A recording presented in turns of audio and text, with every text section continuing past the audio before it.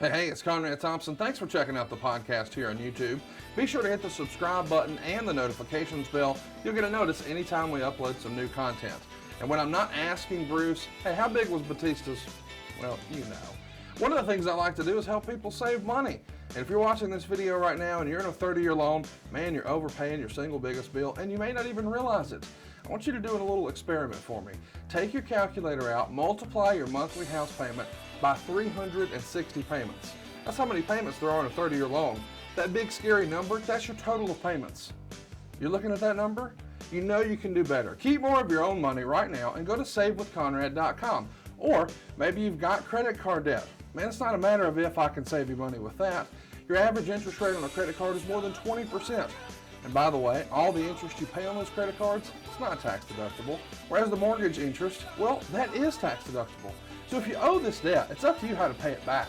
Doesn't it make sense to get the cheapest rate possible and the greatest tax deduction possible?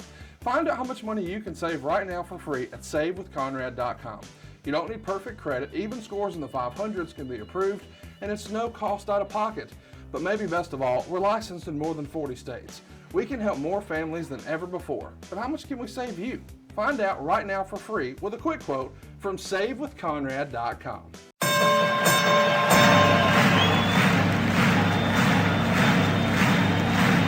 Ladies and gentlemen, welcome to the main event. Welcome to WHW Monday.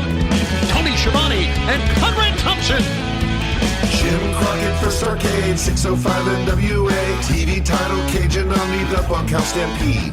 Flair and Horseman, Garvin, Bogey, Magnum, Dusty, Express Tag Team. Turner, Bodden, Mid-South Joint World Championship Wrestling. Talking about the great years of World Championship Wrestling, the NWA, and Jim Crockett Promotions. Tony and Friends North, they win. Look, Schiavone's back again. World title split off, center stage, Bischoff. Disney, Hogan, and Nitro. New World Order and The Crow. Thunder, Russo, Arquette Champ, Vinnie Mac, simulcast. Tony's back with Conrad, not your classy podcast. Watch along, try not to laugh. Lowest rules, cat back. This wasn't the initial plan. Thompson's a good-looking man. Klondike Bill, make a tip. Tommy, you come over here. What happened when? WHW Monday. And now, let's go to the ring. And here's your co-host. Hey, it's Conrad Thompson. Hey, it's Conrad Thompson, and you're listening to What Happened When? With the voice of your childhood, Tony Schiavone. Tony, what's going on, man? How are you? Conrad, what's going on this morning, this afternoon, tonight, whenever you're listening to our podcast? How you doing, man? Man, better than I deserve. How are you? I'm okay, man. I'm doing great. I'm doing great. As everybody knows, I bounced back. I was on Dynamite. I didn't have the plague. So yeah, everything is great, man. Everything's very, very good. And spend a little time away from the house. We are actually in a cabin right now. Oh, little Sexy Time Jones up there in the cabin. There's no Sexy Time Jones going on in this cabin here. We got a cabin in North Georgia mountains because we had some water damage and had to get the floors replaced in the house downstairs. So that's what's going on. And, I was talking to Lois about this yesterday. She and I have not really had much of a vacation ever together by ourselves. Most of the vacations we took were with kids years ago. And this is kind of the first time that we are able to get away, just the two of us and two little dogs. So we're enjoying ourselves, but no sexy time. Not yet. Not yet. But the day is young. And we are excited to be here with you because I got something that's going to put you in the mood, my man. Damn, what is it? It's TNA from 2002. I can't wait, man. After we saw the midget jerk off in the trash can, I think this should be tremendous. Well, it's going to be tremendous. It's July 31st, 2002. It's NWA pay-per-view number 7. So as a reminder, number 1, which we've watched here before, was from Huntsville, Alabama. And now we've seen a couple of shows along the way, including the one 2 weeks prior to this, where we saw our man in a trash can masturbating. Of course, we're talking about Puppet, and today Puppet is back, and he's got some words for one Jeff Jarrett. It's a show that's going to go 1 hour and 52 minutes. This is in the pay-per-view era where they were doing Wednesday night pay-per-views that were 2 hours every single week with no TV. Tony, who would have thought this model wouldn't work? That you could just sell pay-per-views without ever having TV. Well, how about that? Just, did they have subscriptions? No. They should have had subscriptions. Yeah. Well, listen. No. Hey, I want to say something about Puppet and say something about Puppet whacking off in a trash can. Daryl Marshall, who's a friend of the shows, big friend of the shows, and works for Turner Broadcasting still, was working for TNA back then. And he reached out to me and he said, listen to the podcast, loved it, had a lot of laughs. He said, but just to let you know, unfortunately, I was the guy producing that thing in the back. And it's not one of the highlights of my career. So there you go. So we blame Daryl Marshall for Puppet whacking off in a trash can. Yeah, it's going to be something else, man. I don't know what else to say. Go to the Impact Plus app. You got to download this thing. It's only a couple bucks a month. It's impactplus.tv. There's so much good stuff in here. It's beyond words, Tony. And I'm excited for you to try to find the words because this is just something else, man. Well, finding words, that's kind of been what I try to do every week, Well, let's find the words here. Fire up your Impact Plus app. Does your bride want to yell from the other side of the room or is she too busy wine booking? I'll just swing the microphone over there and have her give us a countdown. Wait. Okay. I'm glad we're not on video because I don't want you swinging anything over to her where I can see it. All right. Honey, will you give us 3, 2, 1 play? 3, 2, 1 play. No, not yet. Damn it. That was real fast and I wasn't ready. And I know you're. No, nobody was ready. She's used to being quick draw McGraw with you, I'm sure, but we got to drag it out a little bit here. Okay. All right. No, we're not going to edit it out. That's why I've got you sitting here to do this. Okay, here we go. You ready? Stand by. Here comes Lois, and do it slowly once. Here we go. I don't get to say anything about how you guys are a bunch of slapdicks and you're idiot morons and juvenile humor stuff. No, you don't get to say that. All right, then. 3, 2, 1, play. Boom. Oh, how about this? We still get a disclaimer saying there's going to be violence. Fight Network again. How about that? Yeah. Jeez. It's so wild to me that this is the original pay-per-view, but they're airing the Canadian TV version. Let's track the open here.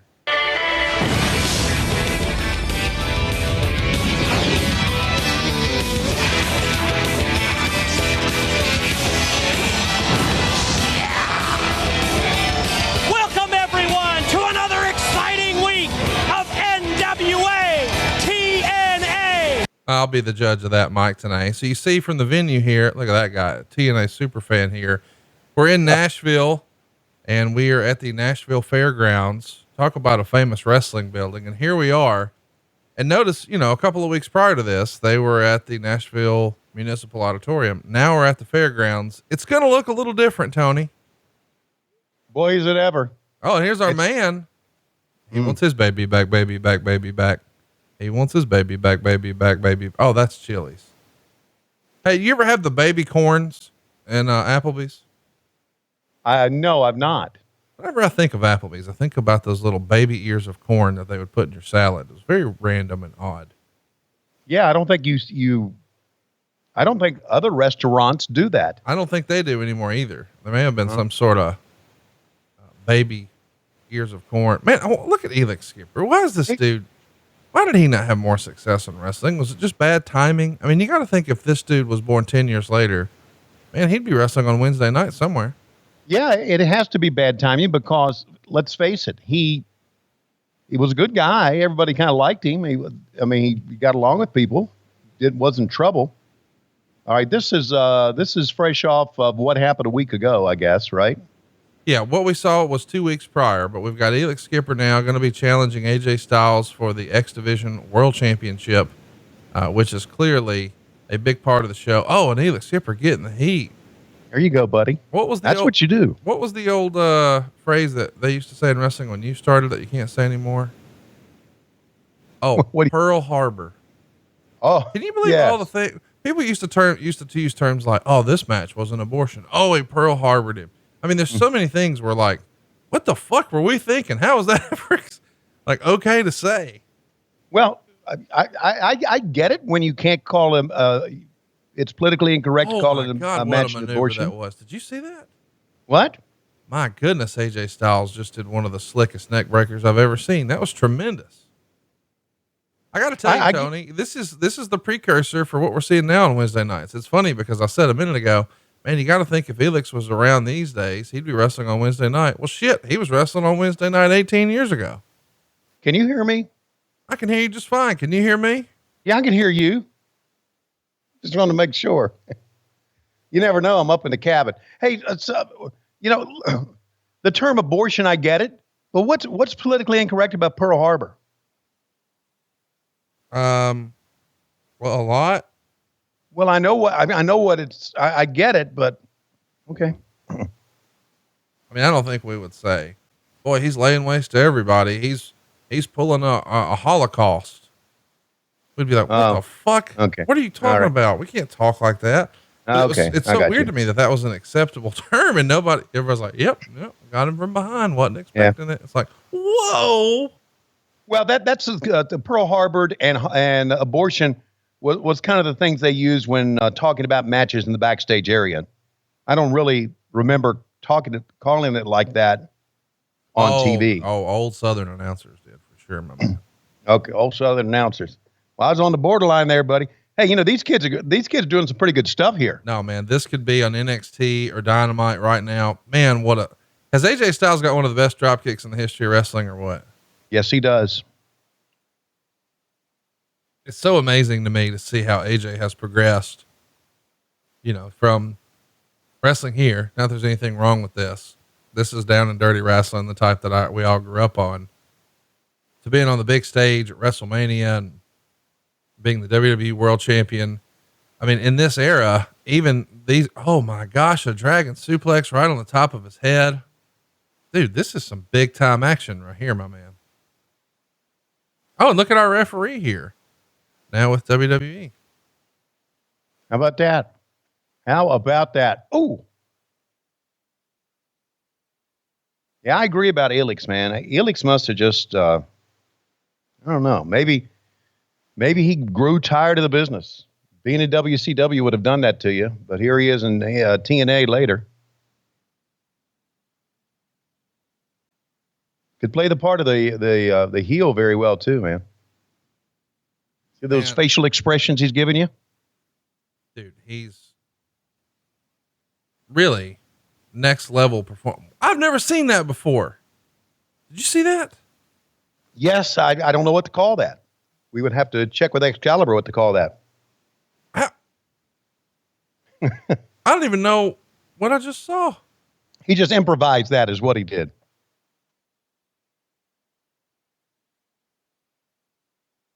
Oh, those are stiff kicks too, man.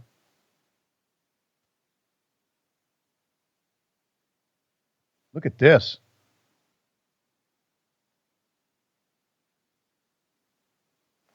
Listen, I know that we're not doing the best job for our listeners right now, but I'm in fucking awe of how these guys are pulling out all the stops. And I'm not trying to shill for Impact.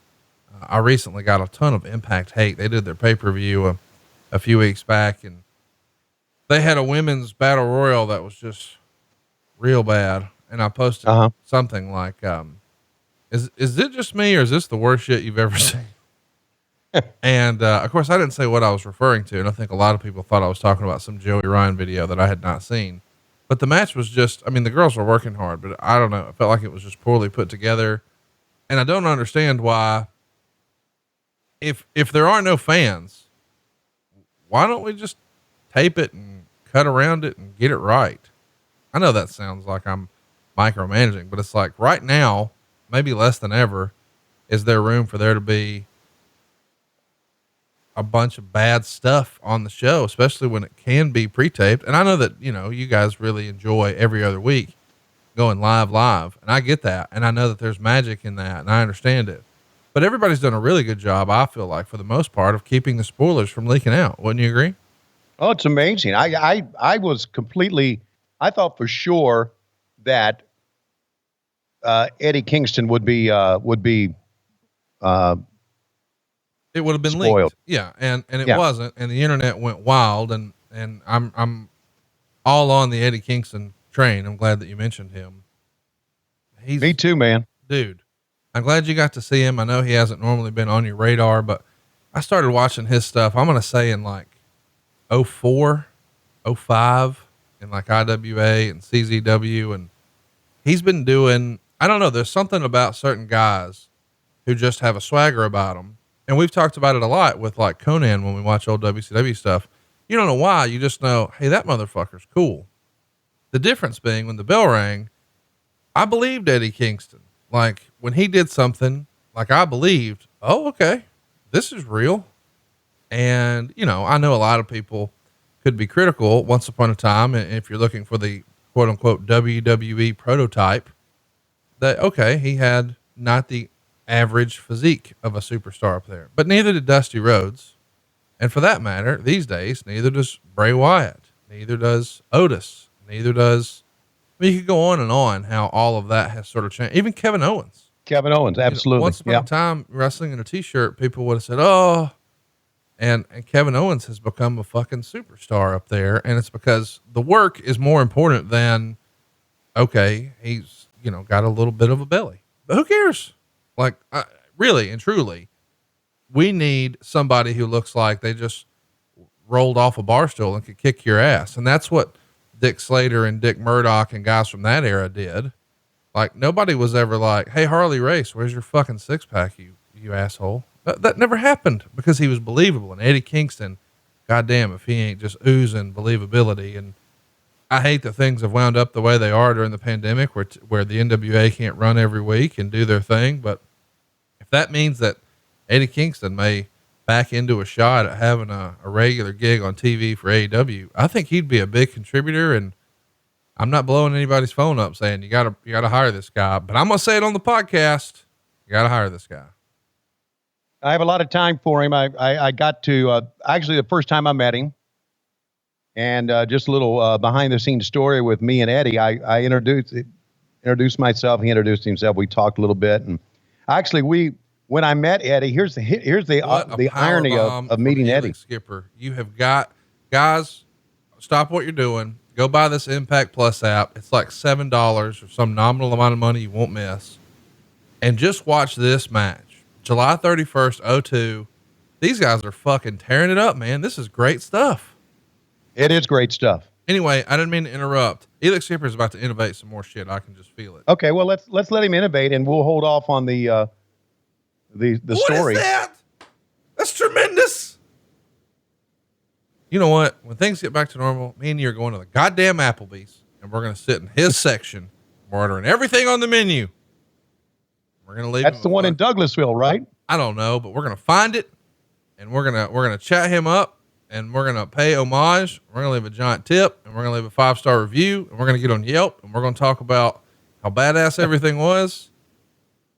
I got to get this guy. You know what? We're going to find this dude, and we're going to get him to do something with us. I don't know what, but this is like a real forgotten, holy shit talent here.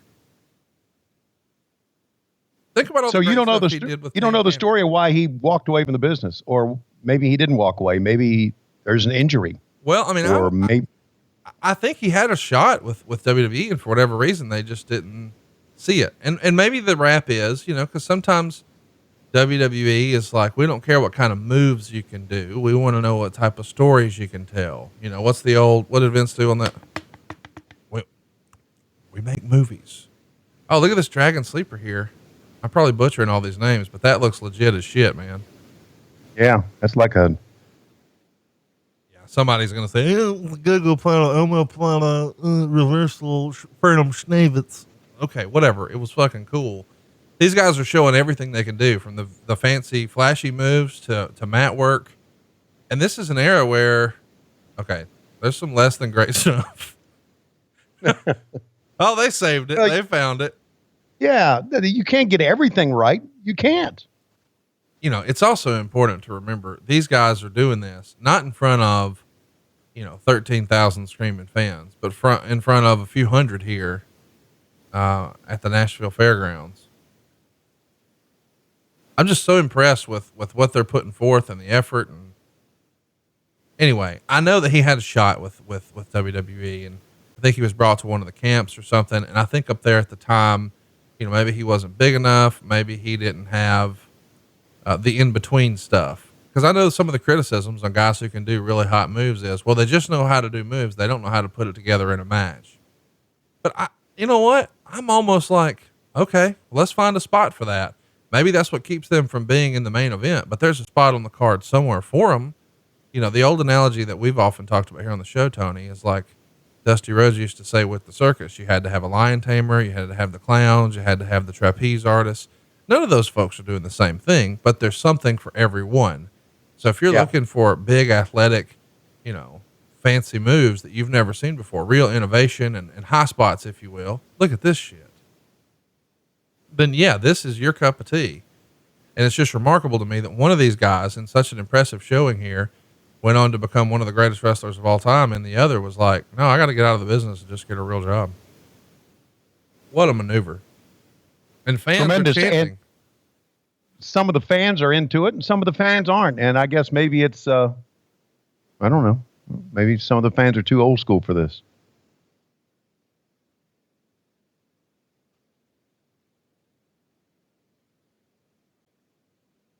Like that shirt, man, with the exception of the color. Like the design on it. I'm really big into shirts now, Tell me what you mean you're big into shirts. You're big into the wrestling shirts? Oh, here we go. Setting up the Styles Clash. Is he going to get it? Nope. Reverse is out of it. That's a nice reversal from that. What I meant was Mark Madden type shirts, Oh, I got you. Oh, Hawaiian shirts. Oh, shit. Look at everybody. They're checking on Elix. Want to make sure he's not dead. Fell right on his neck. Oh, AJ don't care. Get him in position. Go to the top rope. Let's pile on. We're going for the finish, buddy. Shooting star. What are we going to see? Oh my God. That's gotta be it. And it is. Boys and girls, that was 14 minutes of hard hitting, straight action. Go out of your way to watch it. In this era, this has got to be real innovation. I can't imagine they were doing stuff like that on Mondays or SmackDown. Did Meltzer review all the pay-per-views on a weekly basis? I'm not even really sure because he's always sort of selectively reviewed what he wanted to. Like, I don't think he was reviewing MLW, and I don't know. Some of that stuff is just weird to me. Yeah. Well, anyway, it's great, man. It's tremendous. It was a great way to start off a show. How do you follow that? Well, what you do is you have a little person pull a gun on Jeff Jarrett. I mean, that's the only logical place to go. Okay. Seriously, can you imagine that this is on the same show? It's unbelievable. I mean, the sentence I just said, I didn't make up. That's real. We're going to see it in a few minutes. Oh, I can't wait. Yeah, I know. Yeah, tremendous. Well, if you're going to have him jack off in a trash can, why not have him pull a gun on somebody, right? I don't know what we're saying right now. By the way, the venue here, you've actually been to it, right? Didn't you do one of the last shows, the NWA 70? Didn't you do that here? Yeah, Nick Aldis and Cody. That match. Isn't that crazy to think about that you did a show here? And also, this is the same venue where I did my angle with Mike Tenay, right? Yes. So I'd been here a couple of times. Not just in the ring, but right.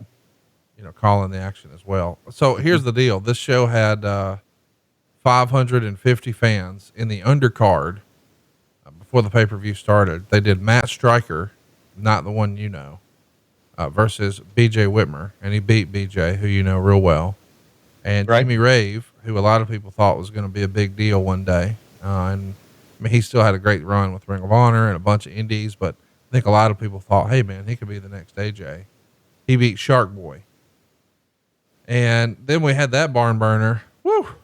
And next up, well, something a little different. How would you describe the announce crew here? Don West on the left, looking like he made a deal with the devil with that satin red shirt. And on the right, your boy, Ed Ferrara, who looks like the shoot devil. And Yeah, here he comes. does. Do you know who this is? Have you ever seen this person before? I may have. Well, there's Elix again, right? That's Elix, but charging him is Monty Brown. And let me tell you, he is going to become one of your favorite characters if we watch a ton of this stuff. He becomes a big deal for TNA. He's almost like the Black Goldberg. Instead of hitting you with a spear, he hits you with the pounds. And it was just, he's so fun to watch. He's entertaining. He got the sports entertainment, but look at him. He looks like a fucking $1 million. Yeah, I was going to say, man, those arms are tremendous. Now, so Monte Brown, how come he didn't? He had a cup of coffee with the WWE, and I think his sister got sick, and she needed him, and he just said, "Hey, I got to go take care of this. That's enough of that." Wow. But I think they were even teasing, and I could be wrong, but I think if the original plans for WrestleMania would have happened this year, they were trying to do like a special TNA night, if you will. So we're going to go back to being not Impact, but TNA. And, I think he was going to come back, but I don't think he actually did. But yeah, he was in WWE, I guess from like 06 to 07. And, he needed to take off for some family issues sometime in 07. And when he didn't come back after X number of days or weeks or months or whatever, they just announced that they were, releasing him. He wrestled under a different name there, though. Of course, he wrestled under like Marcus Corvon or something like that. But here he's Monty Brown, and badass. He used to play for the Buffalo Bills. He was even in one of the Super Bowls, so he's like a legit athlete outside of wrestling as well. And I thought whoa, that's a cool deal right there, was it not? that's a strongman move. Strong man. But look, sometimes, going back to him, where is he? Because he obviously was a good performer. What happened to Elix Skipper? How come he went and left? Sometimes guys get into it and they figure wrestling just ain't for me, You know, what's funny is I just Googled him and I found his Wikipedia. I don't know if this is right, but it says he was trained by, are you ready for this combination of folks? Well, let me back up and say this. He's from Michigan. So if I say he's from Michigan, do you just jump to, oh, so-and-so probably trained him? Do you do Steiners. that? Yeah. No. Oh my gosh. Here comes Jeff Jarrett and he's got a little body bag. Oh no. Anyway, he was trained by, it says here, Dan Severn and Sabu. How about that for a pair? Good God. How about that for a pair? So explain what we've got happening right here, Tony. Call this. Okay. We got, Jeff Jarrett has come up with a body bag. It's obviously a little person in the body bag, and Elix Skipper is still down, and the body bag is flailing. It's tied up, and Jarrett's got the microphone, and he's talking to everybody. Should we track this shit, or you don't want to? I mean, I think it'd be funnier if you just said what you think. Okay. We're here to my right, this little sumbitch who, right in front of everybody, tried to masturbate in a trash can. Now, here's the deal. The fact is, we all know he wasn't going to try to masturbate in a trash can, but Daryl Marshall, friend of Tony Schiavone's, friend of the shows, said, hey, I got an idea. Why don't you try to masturbate in a trash can? And this little guy here said, I don't think that'd be good for TV. And Daryl Marshall said, do what I say. I used to work for WCW. And as you know, we ran the business at one time. So there's the reason we had that spot on TV last week. It wouldn't have been a spot that I would have done or my daddy would have approved of. But it wouldn't have been a spot that Vince Russo would have. Well, I guess Vince would have. I'm going to drop the microphone here. I'm going to pick him up and stand him up. And let's see if I can't. Well, thank God it wasn't a Boy Scout knot. Oh my gosh. He is Lord legitimately kidnapped and tied the wrists and even electrical tape to the mouth of a little person. This is not, Jesus, this is not Puppet, right? No, this is another little person. Okay. I wasn't sure. I don't know what we're saying or what we're doing right now. He's going to pile drive the little person. Yes, he did. And the only thing the little person wanted to do was just go in a sack race. That's all. Well, I don't know. He's got barbed wire britches on. Man, oh, that was a tough landing. Jeff did not take care of him at all there. I don't think Jeff took care of many people. Just Karen, just Kurt Angle's wife. Hey, did you see when he went to clothesline him and he took a knee? Mm-hmm. That was tremendous.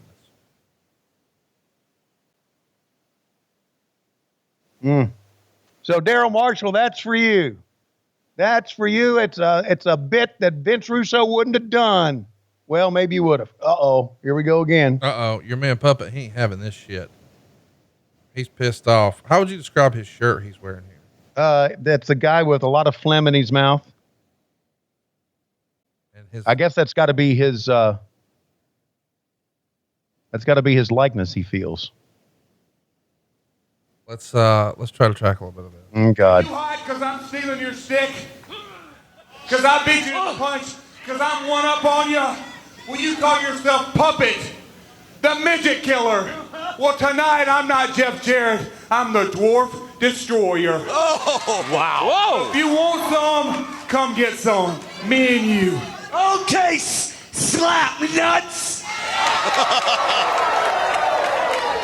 Well, you know what we're gonna do? I'm gonna even up the size. Whoa. Wait a minute. It's a handgun. How tough are you? Security. How tough are you? He's got a handgun. Whoa. Everybody just get away. Get away from me. Whoa, somebody get him. Get the hell away from me. I will shoot your kneecaps off. Whoa. Oh, my God. I never thought I'd be happy to see that. But my God, he had a gun. Make him pay for it. Make them all pay for it, Jarrett. Oh. Did you see the way he sold the chair shot? This is we've seen some crazy shit, Conrad. This is right up there, isn't it? First of all, Jarrett is destroying Puppet with a chair. Because Lord knows if somebody broke into my house with a pistol, first thing I'm doing is getting a folding chair. Oh my gosh. We've got Ricky Steamboat and Bullet Bob Armstrong and one of the Harris brothers for a game I like to call, which one of these is not like the other?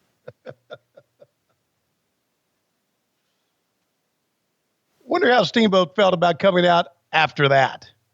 He probably thinks, after WrestleMania 3 with Macho Man, or right before I won the world title from Ric Flair in Chicago on pay-per-view in '89. Can you imagine when they said, all right, Ricky, here's what we got in mind. Jesus. Meltzer would write about this. Many in the promotion have noted it's an entirely different clientele since they moved buildings. And there has been frustration that this new clientele is largely non-responsive. It made all the difference in the world when everyone, including Jarrett, Early, and Steamboat, were not getting a reaction. There were bad things on the show, like Malice versus Apollo, Puppet the Midget pulling a gun on Jarrett, which was beyond stupid since there was a guy with a gun and security seemed unconcerned as they disarmed him and nobody in the building took it seriously. As well as the homosexual Bruce winning the TNA title from Taylor Vaughn. Oh my God. As in Bruce Pritchard? Well, we'll have to see. Can you believe this is real? What did Meltzer say about the match that we saw? Did he rate that one? I don't think so. Oh God, because he should have. I could be wrong. Yeah, well, you're right. The fans don't give a shit about Steamboat jumping in there, do they? They do not care at all. I mean, we're talking about one of the greats of all time, and when he jumps in the ring, fans should probably go nuts. You would think. And look at this. Look at this firepower here. Yo. Scott Hall is here. Bam, lays him out. And you want to talk about stars, man. Jeff Jarrett and Ricky Steamboat and Scott Hall are stars here. And oh, by the way, you just saw an incredible match with Elix Skipper and AJ Styles. And of course they knew Elix from WCW, but AJ was another level too, man. How about the old school military gurney? That's like the one Ox Baker used to bring to the ring. Yes, it is. God, we got an Ox Baker reference on our show. How about that? Is the world great or what? Did you think that my 39-year-old ass was going to dust off an Ox Baker? Did you? You know, when I first met him, it was one of the great moments in my life. Meet him backstage. He was just like, I mean, he had a pipe, and he had those fucking eyebrows. Hey, what? Who are you? What are you one of the announcers here? I went, yes, sir. Well, good. Make sure you put me over. I said, okay. And I walked away, and someone said, that's Ox Baker. Just tremendous. Ox Baker. It's unbelievable that this promotion didn't do better than it did with the talent. But I mean, I just look at Scott Hall there, and I know that Scott was definitely having his ups and downs in this era. But dude, he still looks like a star and is a star. And here's Sonny Siaki talking to Goldilocks. What do you think Sonny Siaki is going to say here? Well, I just saw a small person. I just saw a small person pull a gun on Jeff Jarrett. And there's most of us in the backstage area wouldn't have minded that because it's Jeff Jarrett. But let's face it, that has no place in pro wrestling. Just like you have no place in pro wrestling. One, look, follow my finger. I know you've been drinking. Here's the deal. Nope. I heard you burp, and I'm walking away. That's right. Never burp in my face again. Watch this finger. See the finger? Can you follow that finger? Oh, okay. You can't follow that finger. Right. And you know what? Don't ever have anybody do an interview with me again who've been drinking. You got it? Okay. That's the deal. Now, I was talking about a small person and a gun and Jeff Jarrett and Ricky Steamboat and Scott Hall. And they have, after Steamboat and Scott Hall are in the ring, they're going to come to me and do an interview with me. Maybe I'm going to be a star one day too, baby. Oh, by the way, hit me up. I haven't had anything to drink. Oh, you know what? I'm glad you said hit me up because Goldilocks did hit me up. Let me check my DMs here. I've never met Goldilocks, but I got to tell you, it tickled me when she slid my DMs. Let me find it. Wow. Well, here comes our buddy, James Vanderberg. She's got a new movie coming out. Oh, she does? She does. And, yeah, I'm going to help. Okay. I'm going to help her plug it a little bit. Okay. Is it going to be like,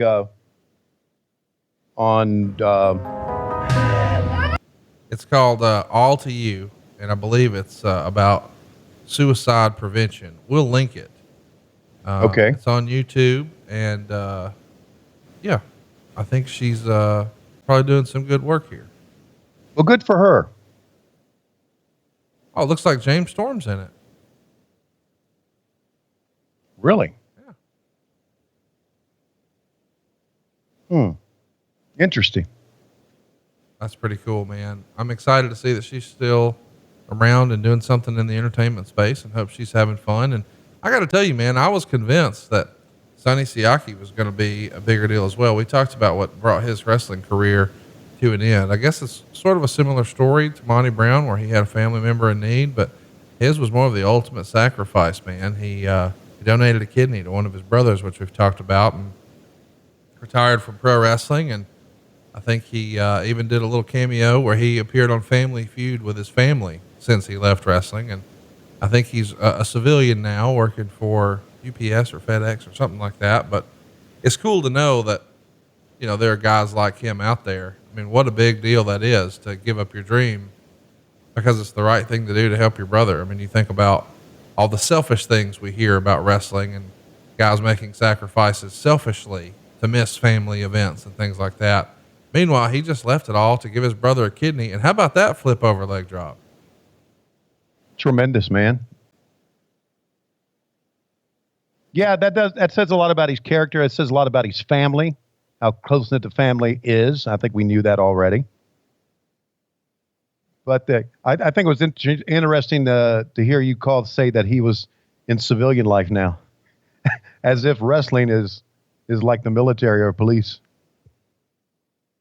Wow, man, how about that? Well done.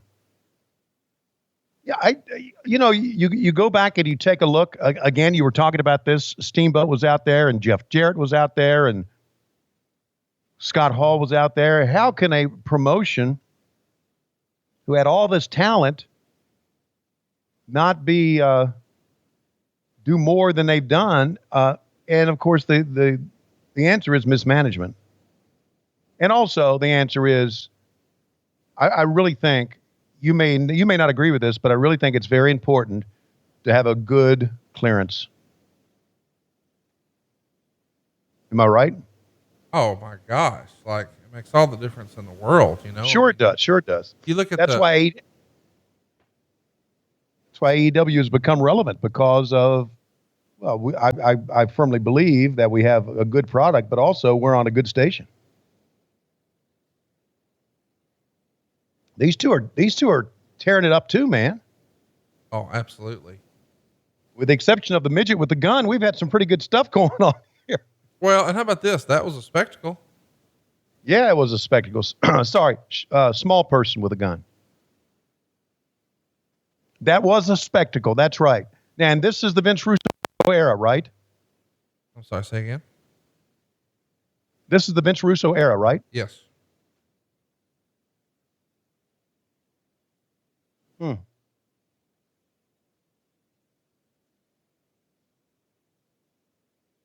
This guy reminds me of Just Incredible in a way. With the exception of he doesn't have jeans on. I don't know, just his look maybe? Have we talked about, yeah, it's got to be his look. I mean, just because he's bald and has a goatee, and I mean, there's really nothing else.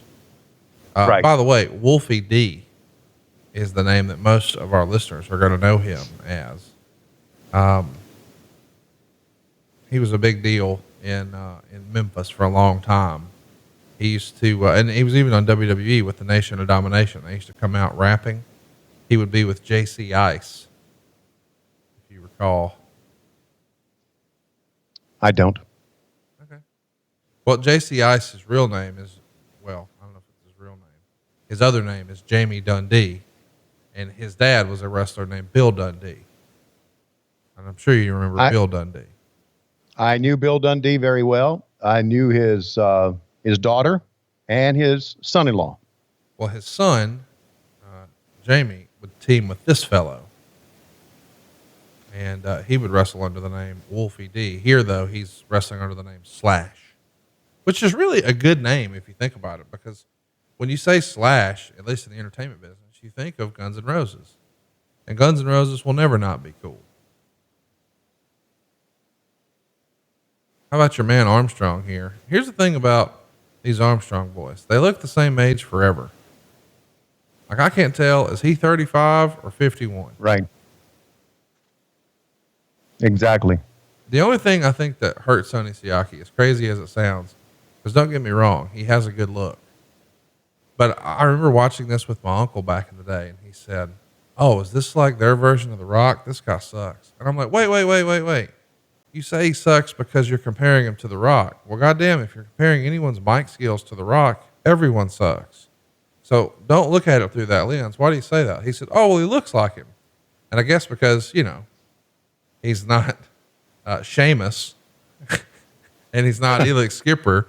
Oh, he looks like The Rock. You know, you forget my fucking uncle's from rural Alabama.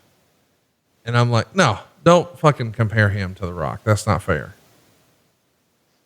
But he did have a cool look. Your entire family from Alabama? Yeah. Well, both sides? My mom was raised in Mississippi. Well, that's better. But then she moved to Alabama when she was probably 14, 15, 16, something like that. But yeah, my dad's born and raised here. There you go. Stay close to your home. That's what I say, man. I didn't do that. I went awry. I left Virginia, never looked back. And that's something. Well, I'm ready to that's something how our lives are different in that way. Just think that's interesting.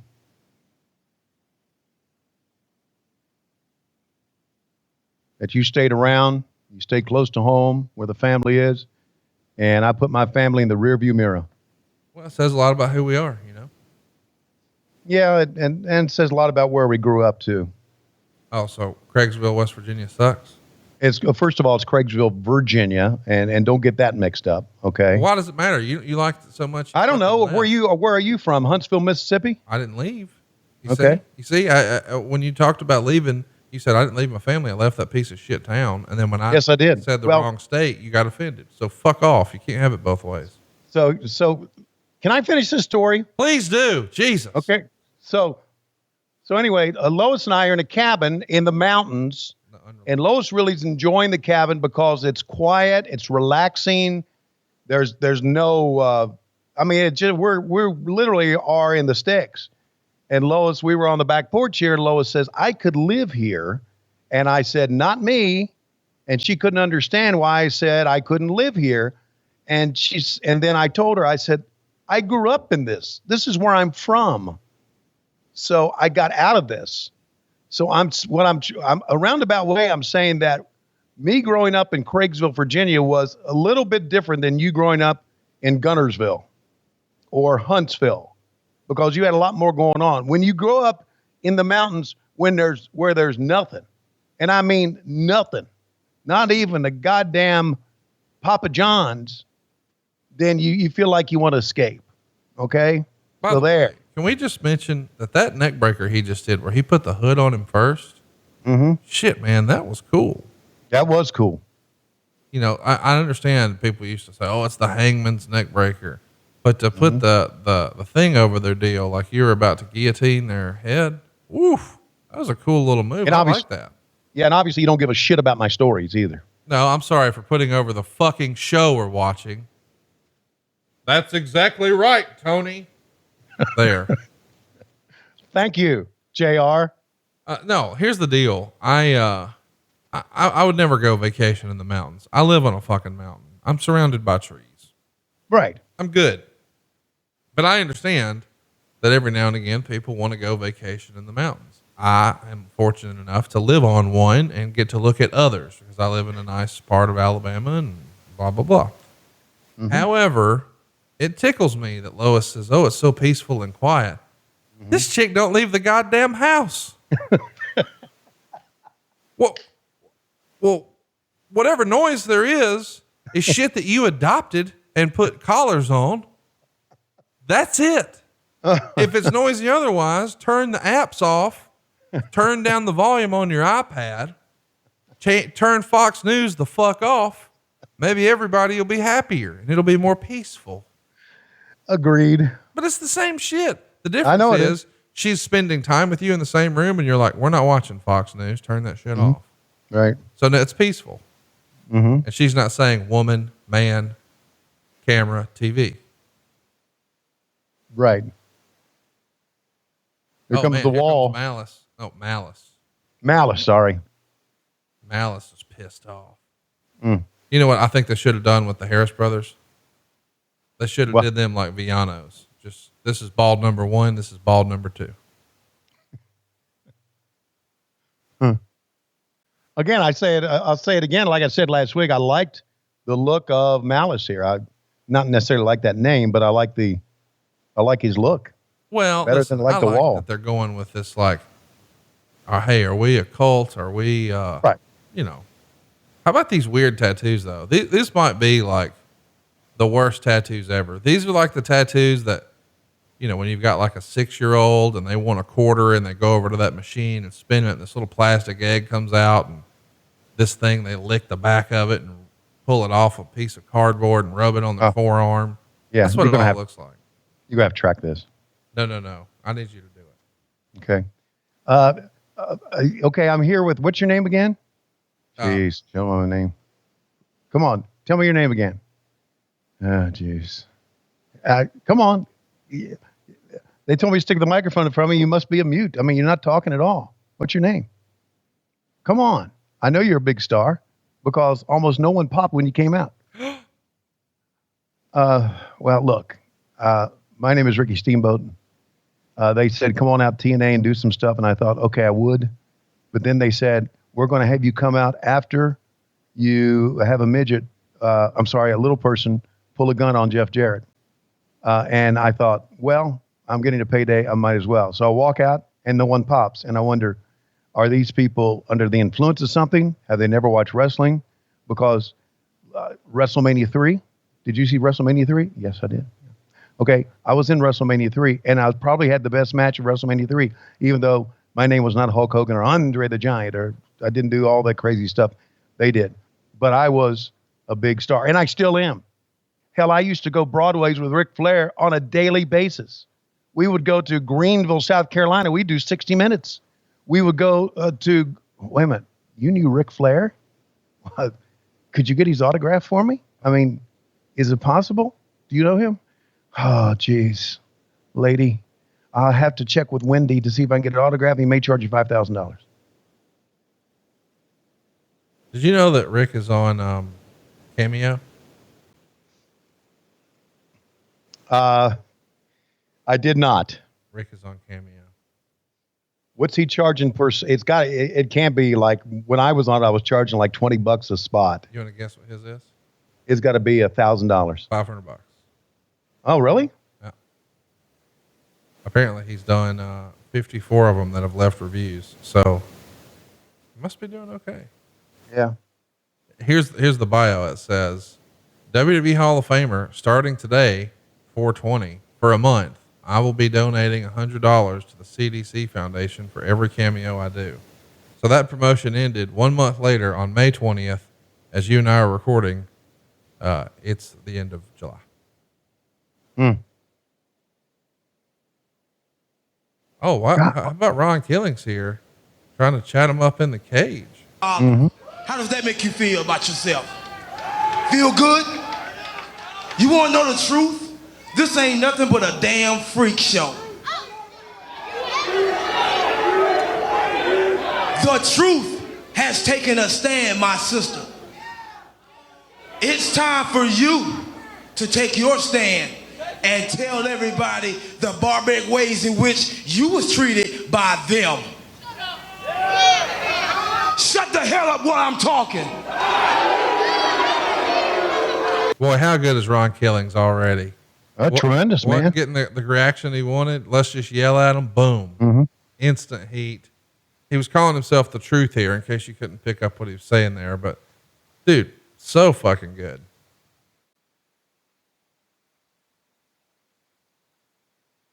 Yeah, man. He's, again, I got a lot of time for him. Even though they had him and maybe still have him involved in that crazy 24/7 title thing.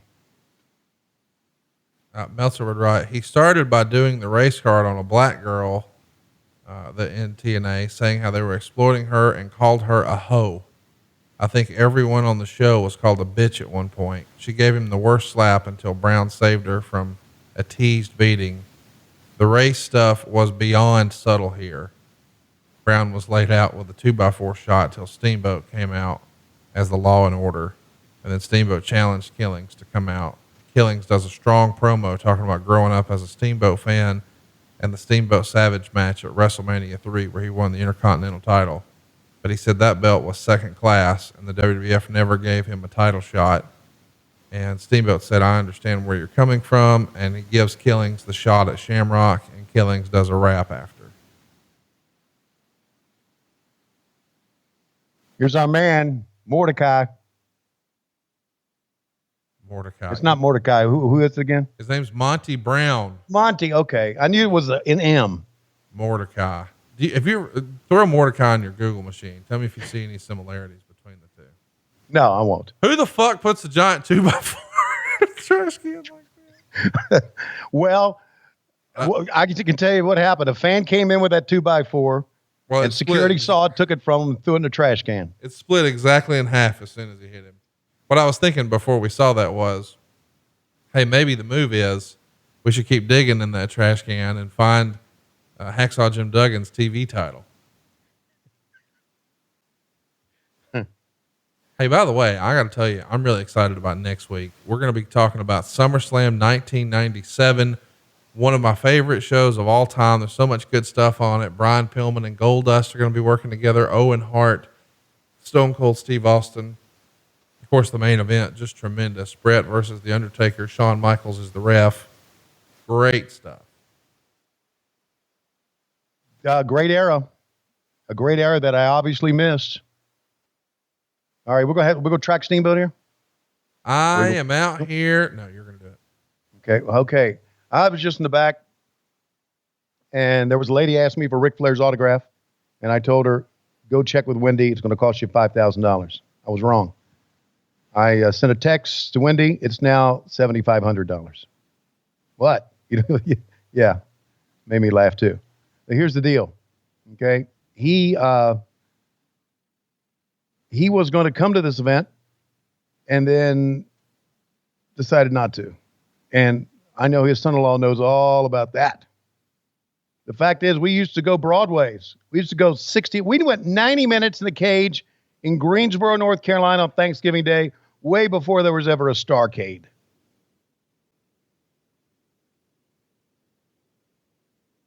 I got to tell you, I thought this show started really, really great, and now it's less than great. We've gone a little too sports entertainment for me, and I think Meltzer agreed, but this one thing I think is laughable. He says, Jarrett toned down a lot of Russo's planned ideas for the show. Not sure how the gun thing got through, but probably because it was Jeff's angle. The Mitchell angle started with it being a knife to bloody people with, and then a silver chalice gimmick before it ended up with a finger painting blood. A knife. Can you imagine? I mean, how would we have done process that? A guy pulls a gun and there's a fucking shoot stabbing. Same show. Well, Can't process that. I can't. But I do want to tell you that reminds me of this. And I was going to tell a story earlier about, well, this has to be some riveting stuff right here. Now, I was going to tell you a story about Eddie Kingston.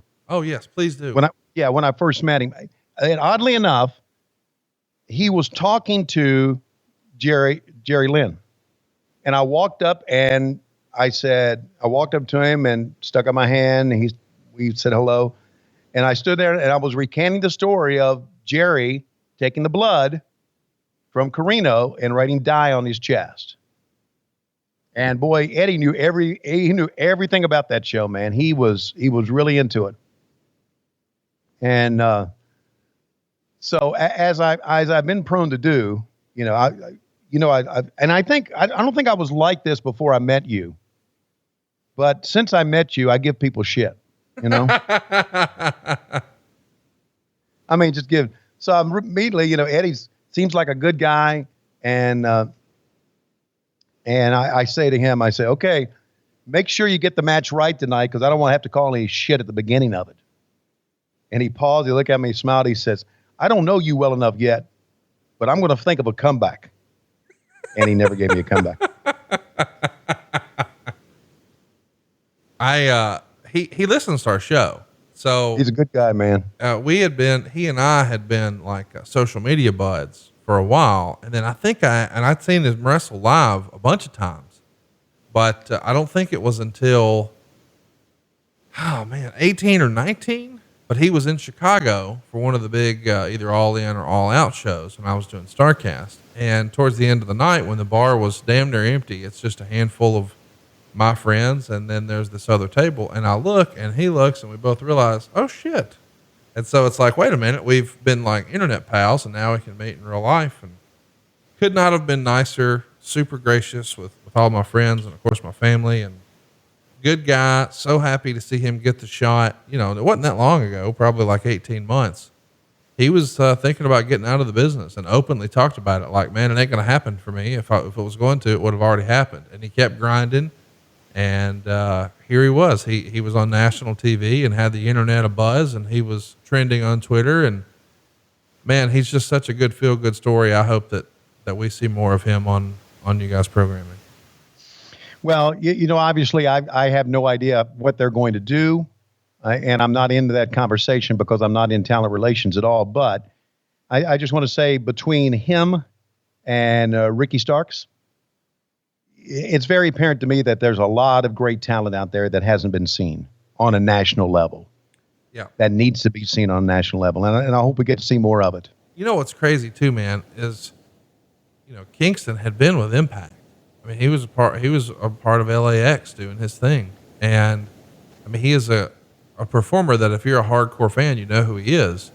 But I mean, even the voice of our childhood, Captain Pro Wrestler, was not familiar with his work, but man, he left an impression. Everybody knows who he is now. And how about if you only get one shot on TV, let's challenge for the champ. Let's talk shit on the mic, and then let's pull out some damn thumbtacks. Let's pull out all the stops. I was tickled for him. Yeah, that was good. Yeah, it was a good segment. It was a good match. Great way to start it. Man, this show has come to a screeching halt here, hasn't it? Yeah, that's what I'm saying. Like, we started so hot, and now it's too much of this, and it's just less than ideal. Meltzer did say that interview that we missed a little earlier from Sonny Siaki. He says that, quote, they had Sonny Siaki do a rock impersonation on the interview, talking in third person and in the same type of context. Even sillier is after that build-up, he lost to Slash.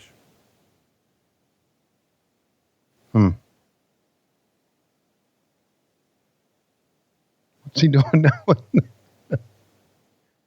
That camera angle, I wasn't sure what he was doing. But he's working hard, man.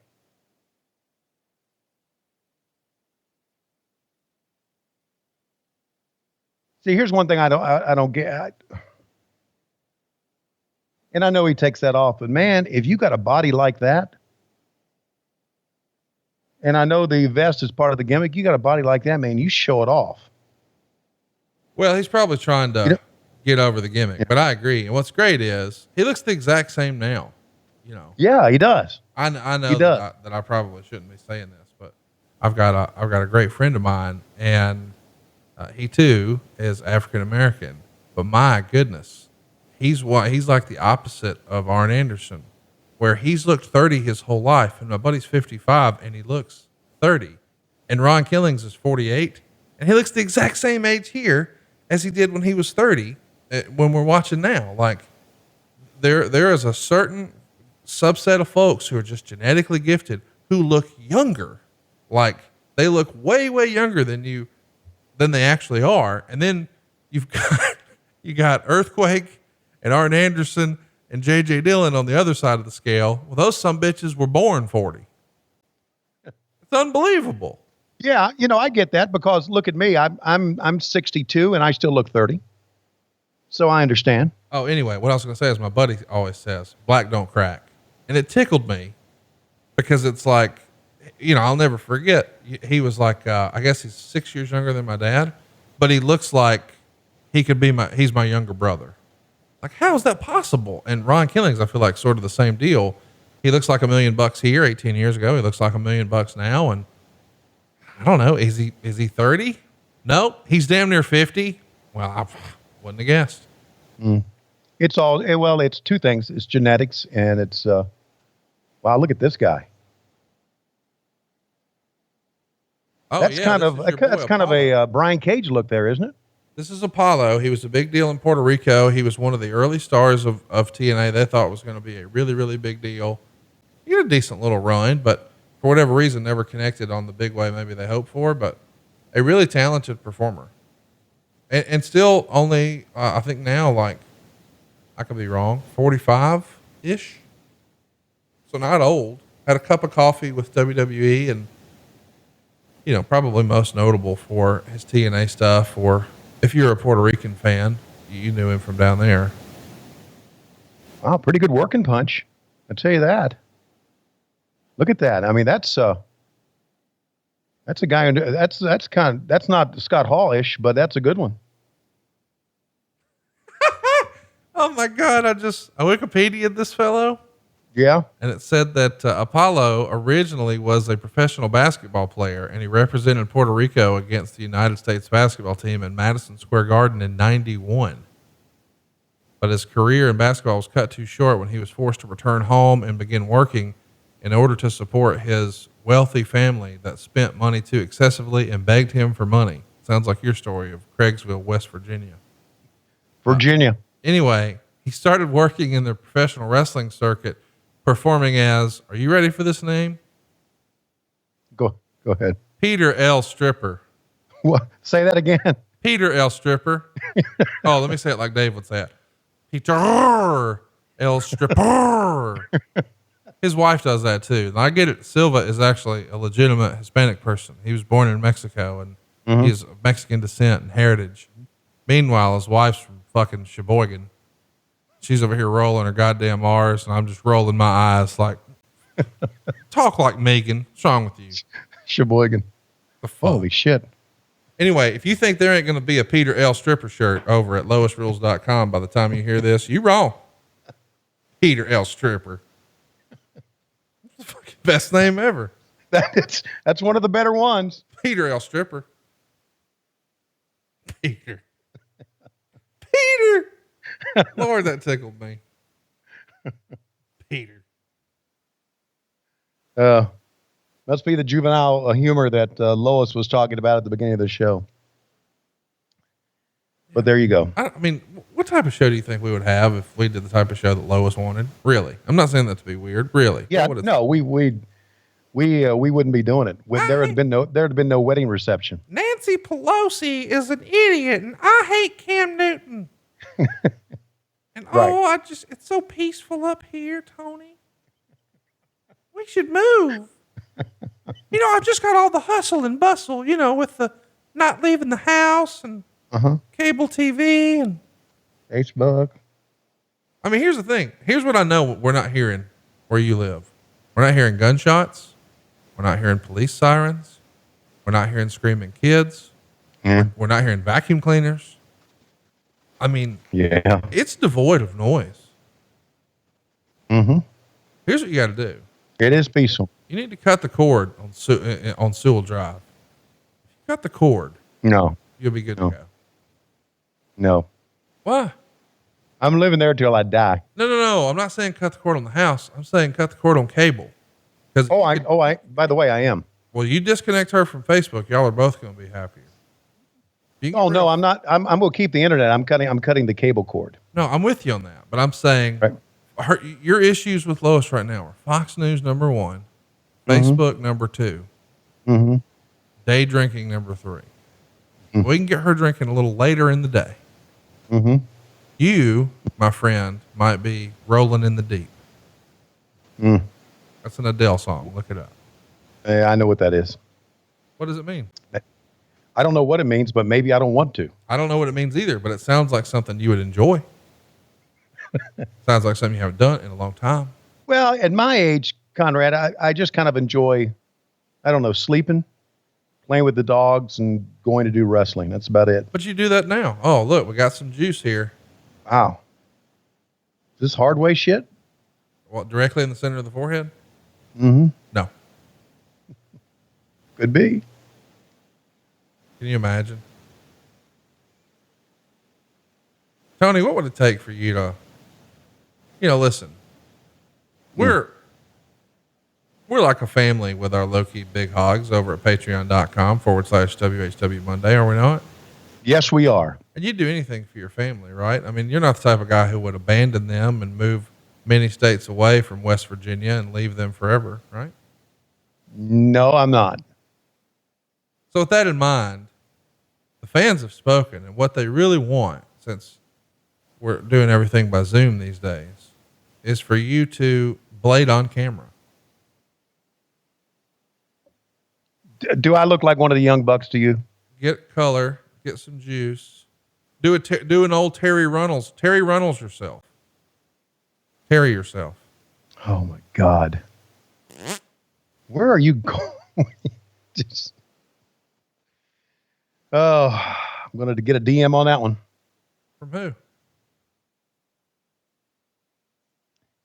No, I'm not going to do that. You're not going to cut your forehead? No. Oh, you don't love the business, or you don't love our fans on Patreon? We're like a family. See, I know what you're trying to shame me into doing that. I ain't going to do it. Could we get one of the jobber Schiavones to do it? No. I bet Chris would do it. If we gave Chris, he would. If I could get like 6 IPAs in Chris, I bet I could get him to do it. As long as his wife ain't there, his wife ain't gonna let it happen. You know that. Yeah, you're right. You got him pegged. What? That she runs that shit? Yeah, and 6 IPAs and all that stuff. You got him pegged. I drank with him once. Mm. I knew that, hey, this is a dog that gets stuck in his cage way too long. And when you finally let him out, he's got to run around the house a few times just to get that nervous energy off of him.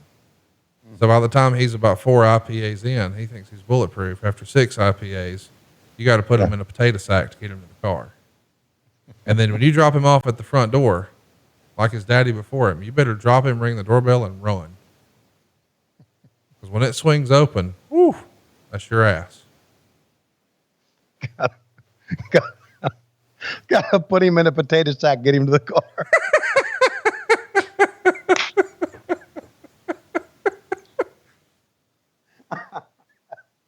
That's fucked up, right? I'm just saying, like, listen, we've talked about it before here on the show that, you know, his father woke up many a times with jalapenos in the back of his hair and didn't know why.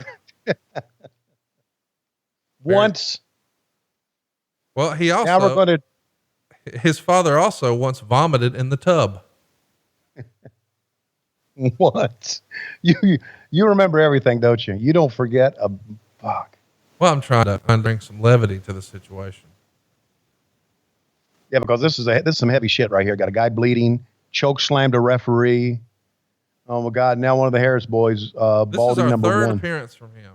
I look at the crowd. No reaction. Nothing. They're just watching. Oh, there's a couple of claps. Yeah, 3 guys down in front. Oh, here comes Slash. Now they're going to put a hood on him. It's too small. Oh, what a neck breaker, dude. That's a great move. I like the hood. I like it. It's a cool presentation. I forgot about that. Shout out to Slash. I wanted to shit on it. Yeah. But I can't. But you know what they say, if the hood doesn't fit, you can't convict. I don't think that's what they say. Something like that. Wow, that's pretty good. You think Dr. James, I guess that's it. It's Father Mitchell. I almost called him Dr. James Andrews. That would be quite the insult to Mr. Andrews. Anyway, do you think Father Mitchell here uses the same tailor as Michael P.S. Hayes? I do. I feel like he's the next Kings of comedy. Hey, we got rain here at the cabin. And we got a tin roof, so you may hear it in the background. Well, that's tremendous. Mm-hmm. It's so peaceful. Oh, this is were they going to? Had they planned to cut him with a knife too? Yes, they were just going to stab dude. They were going to cut people with a knife. Yeah.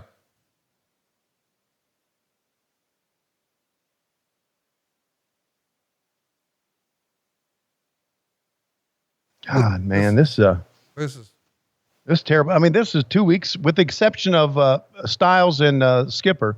This is 2 weeks worth of shit in a row, right? It really is. And you can bring Steamboat in to try to save it all you want, but it ain't gonna happen. This is bad.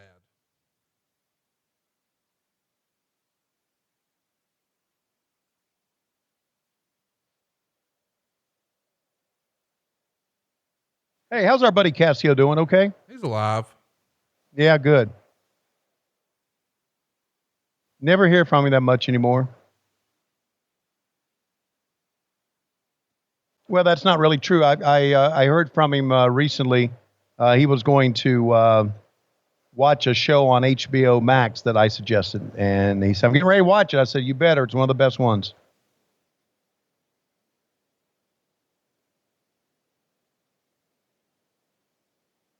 There's Don West right in the middle of the ring here. I wonder if he's about to sell some baseball cards. Let's track it. So how about a little TNA? How about Miss TNA? It is my pleasure to introduce Miss TNA, Taylor Vaughn. So here she comes, Miss TNA. Do you remember her? Not at all. You saw her a couple times, I believe. I did? I think so. What, she was in WCW? She was in the WWF. Her name there was BB. She was the mother of, what's that guy's name? Beaver Cleaver. think is the role she played. But yeah, she had a bunch of, but she became BB, or later she became, Barbara Bush.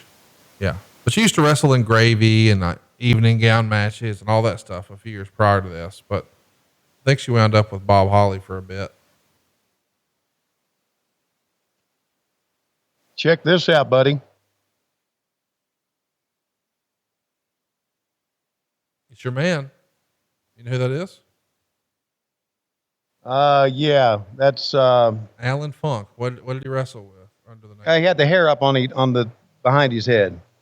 I can't remember the name. What is it? Kwee-wee. Kwee-wee. Let's track this. I got to hear it. Okay. Come out here. As I listened to every word he said, not only did I agree with him, but I was inspired. You see, I too want to be treated equally. I too am tired of being treated like a second-class citizen. What? And I too want to have rights. So at this time, I'm going to request, as the truth stated last week on this program, you could either treat me like them and not give me an opportunity. What is he talking about? Opportunity at what? Or you could put that Miss TNA title on the line right here, right now. What? You just call me a Well, let me just start by saying I'm going to kick your homework. Whoa! Bruce wants to be Miss TNA, and he's willing to scrap for it. Referee Scott Armstrong coming from the back and calling for the bell. I guess we got ourselves a match for Miss TNA. Oh, with Bruce. It's a Greco-Roman pump throw. Are you ready for this? Is there something else? Is there something here going to happen that's shittier than shit? She picked him up. Bruce is about to come Miss TNA.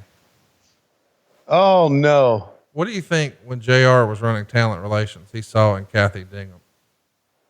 God, this is freaking nuts. Man, he whipped the shit out of her right there. My goodness. Yes, he did.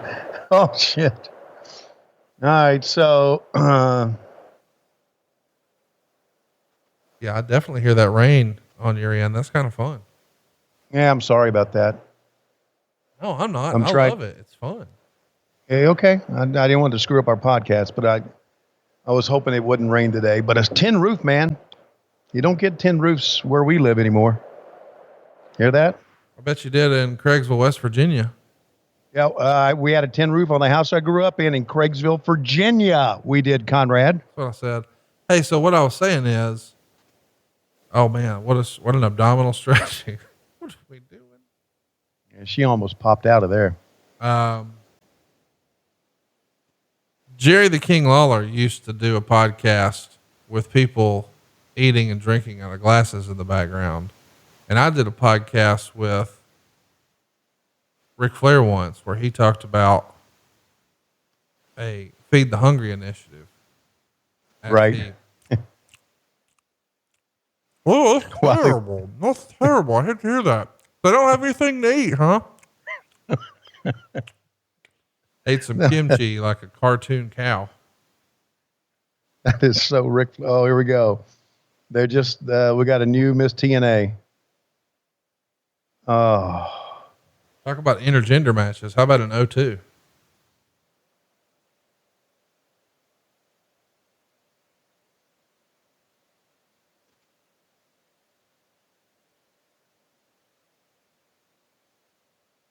Well, I'm glad he's excited about it.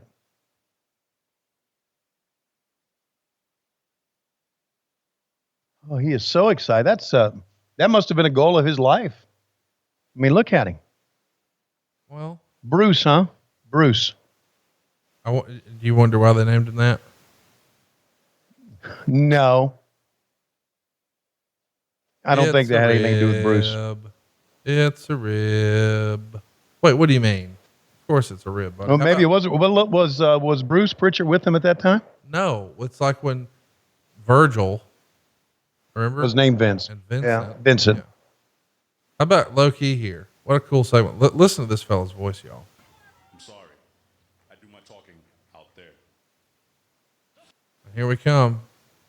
Man, he should have been a voiceover artist, man. Call. Great voice. I'm a big fan of his in this era. You worked with him a little bit in MLW back in the day. Sure did. Got along with him quite well. Had a lot of respect for him. Has the look, man. A great scowl on his face, and did great performer. Man, you know, I'm telling you, these girls dancing in these cages just don't cut it. No, it's silly, and they would eventually do away with it. How about this though? Loki versus Jerry Lynn. This is a 3.5-star match with some great moments. And I believe that this is one that people still talk about to this day, because in early TNA, people were going nuts about these type of matches. And it is weird that we've got all this sort of silly sports entertainment, but we started with AJ and Elix Skipper, and now we got Jerry Lynn and Low Key. That's badass stuff, man. Yeah, it is. As you said, something for everyone, right? Yep. But I can't believe that what they did with Puppet and the gun was for anyone at all. I can't believe anyone would go for that. I don't know. Maybe I'm wrong. Maybe there were some people out there that said, "Hey, this is great stuff. We want more of this." I don't see that though. No, me neither.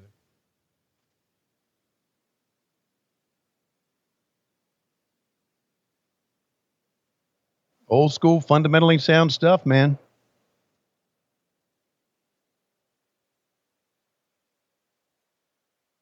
There you go. Snatch a hold, put it on the mat. That's old school, isn't it? That is old school, my man. But you know what? If you're going to have a long match, you kind of got to start that way, don't you? Yeah. How long are they going to go here? Your mom knows. See, that's hurtful. Why is that hurtful? She was That's a big fan of TNA.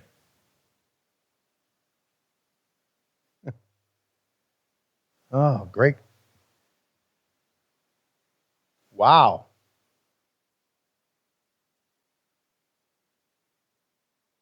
Look at that. Some fans are applauding with that. Even fans don't give a shit about what's going on tonight.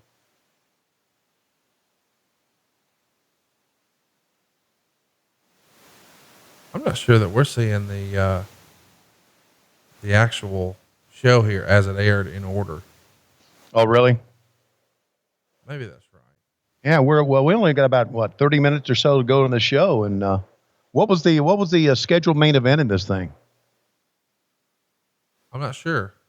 Wasn't it Jeff Jarrett and Scott Hall, maybe? Jarrett and Hall could have been, because that's kind of how we left them last time, right? Yeah, I think that's right. Yeah, that's coming up. We are seeing it as it happened. Yeah, and that match is still going to take place. Oh, I love that spot where Loki rolls up on his shoulders, puts both feet in the air, and then just boom, kicks him. You know what's weird though? Look at the crowd, man. Those bleachers emptied out across from the hard cam. Yeah. Do you think the sports entertainment ran them off and they're just done now because they're so turned off? Or was it, we don't really know these guys or care about them. We want to see guys jump around and bleed. Well, that was it. And probably a lot of free tickets given out, I would think. And they've seen enough, and they didn't worry about their money because they didn't pay for it.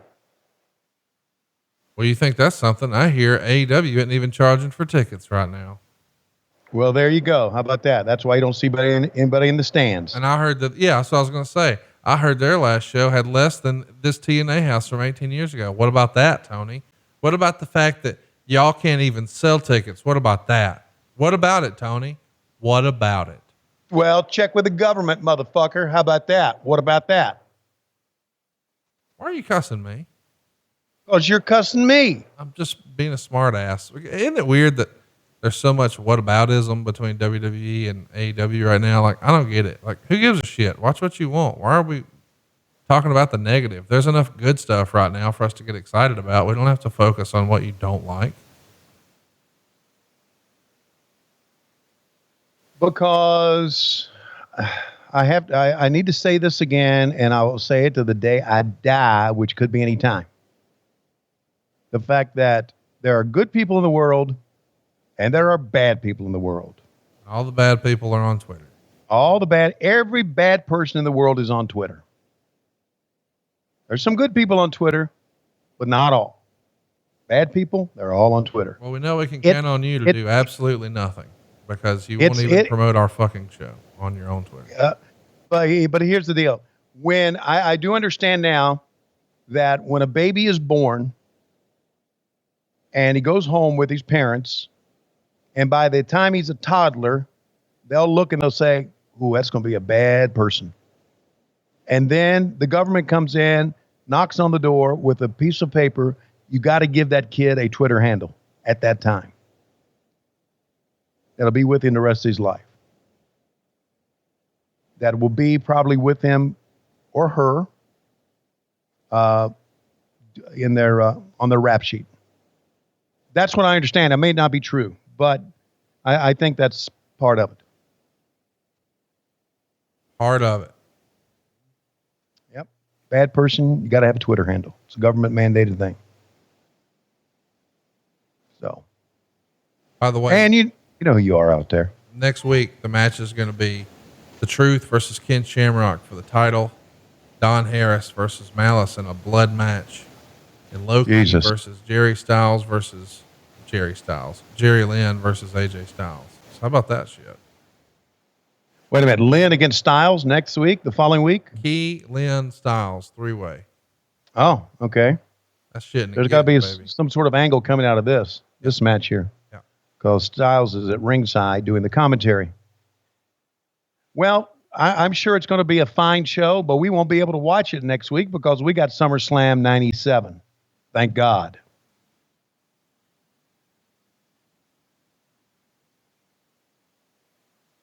Yeah, SummerSlam 97 is going to be killer. Killer, baby. And I'll be back home. Won't have to worry about all the rain on the roof. Mountains of Georgia. How long did they use Ed as a commentator? I'm sure Ed handled himself quite well behind the mic. Oh yeah, he does a more than passable job. You know, I mean, it's fun that, you know, he's still, I guess it's not fun. It's a shame he's still known most of all for Oklahoma, but yeah.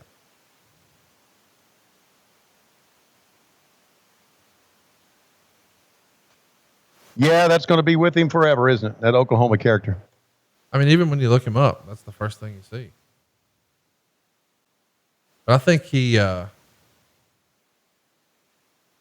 don't know how long he was here, but I mean, he's here a few more months and then probably gone. But that's probably around the time they realized, hey, wait a minute, we're not going to be making the money on pay-per-view that we thought we were. As we've talked about here before, they thought they were getting way more buys than they actually are. How long did it take them to realize that the buys weren't there? How long into this? I mean, I think they knew in a couple months. That's a terrible scam, man. That's just terrible stuff. Yeah, we'll have to get some passages from the book here at some point. Wait a minute. There's a book on TNA? Oh, yeah. A great one written by Jeff Jarrett. He breaks down the early days sort of day by day. I mean, seriously, it's like on Tuesday, I woke up and prepared a nice egg white omelet, had it on the patio with my wife. And I called Jeff at home to express my concerns over Vince Russo's wanting a little person to pull a gun at a live show with fans. It was against everything I believed in, but Jeff wouldn't have it. I counseled with my wife about it, and she decided that chicken salad for lunch would do the trick, and she was right. I love my wife's chicken salad.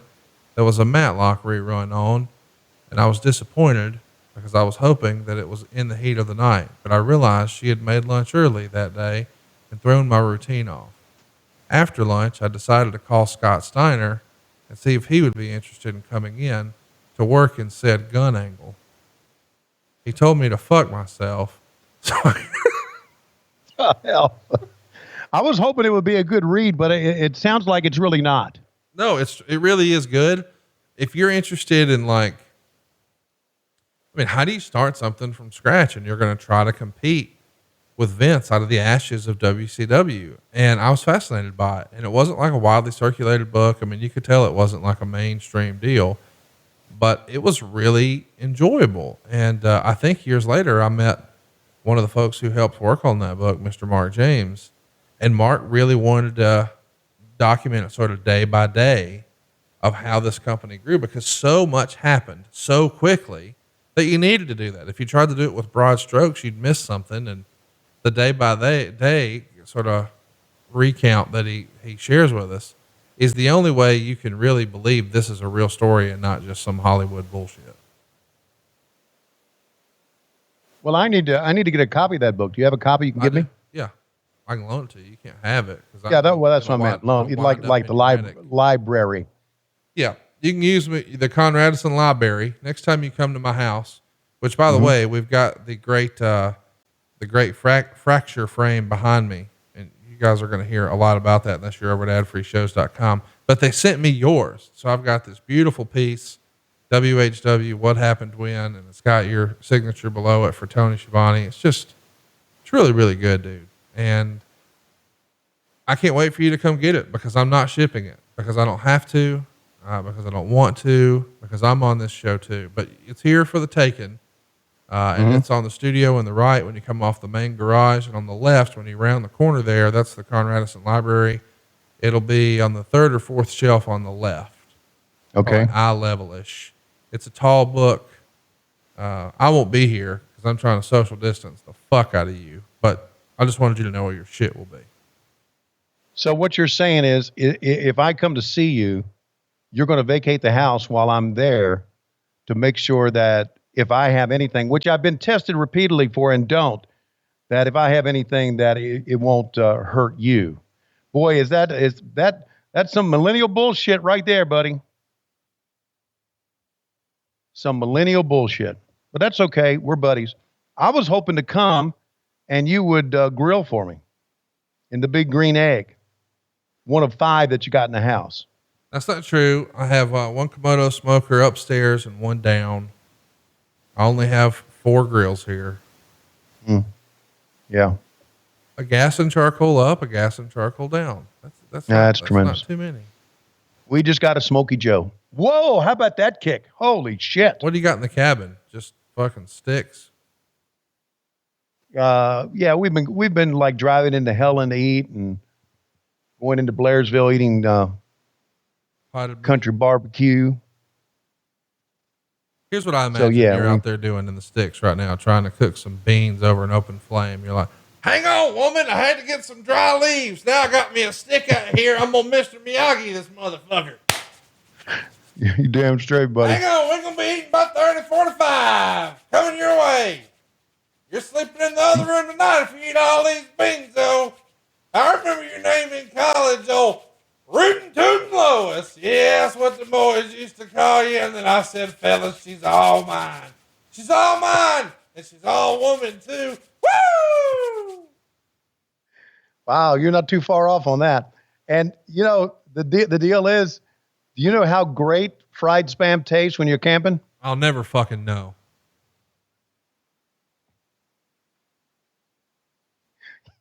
You just don't, man, you just dragon sleeper, baby. Dude, I saw a fucking tremendous meme this past week. And it said, if you had to eat one, what would it be? And the first one was Spam. The second one was Vienna sausages. The third one was corned beef hash. And the fourth one was just potted meat. I show it to Megan. Megan makes a scowl and looks at me and says, what is potted meat?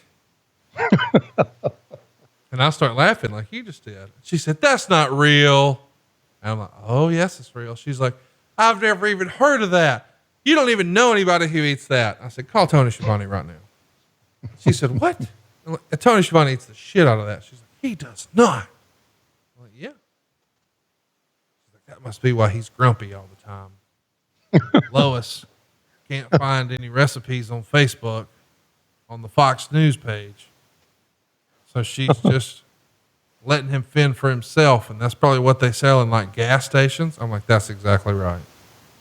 Do you know how great homemade potted meat would be? Okay, here comes the angle for the. Oh, see, he was trying to. Oh, he kicked the wrong guy, didn't he? And that's going to be a DQ. And there's the Key crusher. So Key just hit his finish, goes for the pin, hooks the leg, count all day. Lynn ain't kicking out, but it doesn't matter because AJ Styles has interfered and kicked Jerry Lynn. So Armstrong, our referee, is going to call it off. Oh, so he turned on Jerry Lynn. I thought he kicked him by mistake here. I get it now. I did too, but no, it's AJ Turner, and he's a full-blown heel. Let's track it. Mm-hmm. He's right in the face of Jerry Lynn. What is this all about? I think it was pretty blatant what just happened there. I don't think that was any kind of a mistake. I think that was a premeditated attack. And you know what? Blue Key's not thrilled about losing his chance here. You think JR will be flipping out about slapping the leg with Loki? What's his hate of? He is like an almost irrational hate of leg slapping. Yeah, and you know what it's done to me? It's and of course, he obviously doesn't talk about it on TV, but he does talk about it behind the scenes, and it's made me notice it a whole lot more. So maybe we should stop talking about it so people wouldn't notice it a whole lot more. I don't know. I mean, JR is old school, buddy. You know that. I mean, he's dyed in the wool, old Bill Watts, old school. Louisiana, that territory down there. And, also, JR did a lot of different things, refereeing, putting up rings, so that's the way he is. And you know what? For me, it's entertaining as fuck. Unlike what we're seeing right now.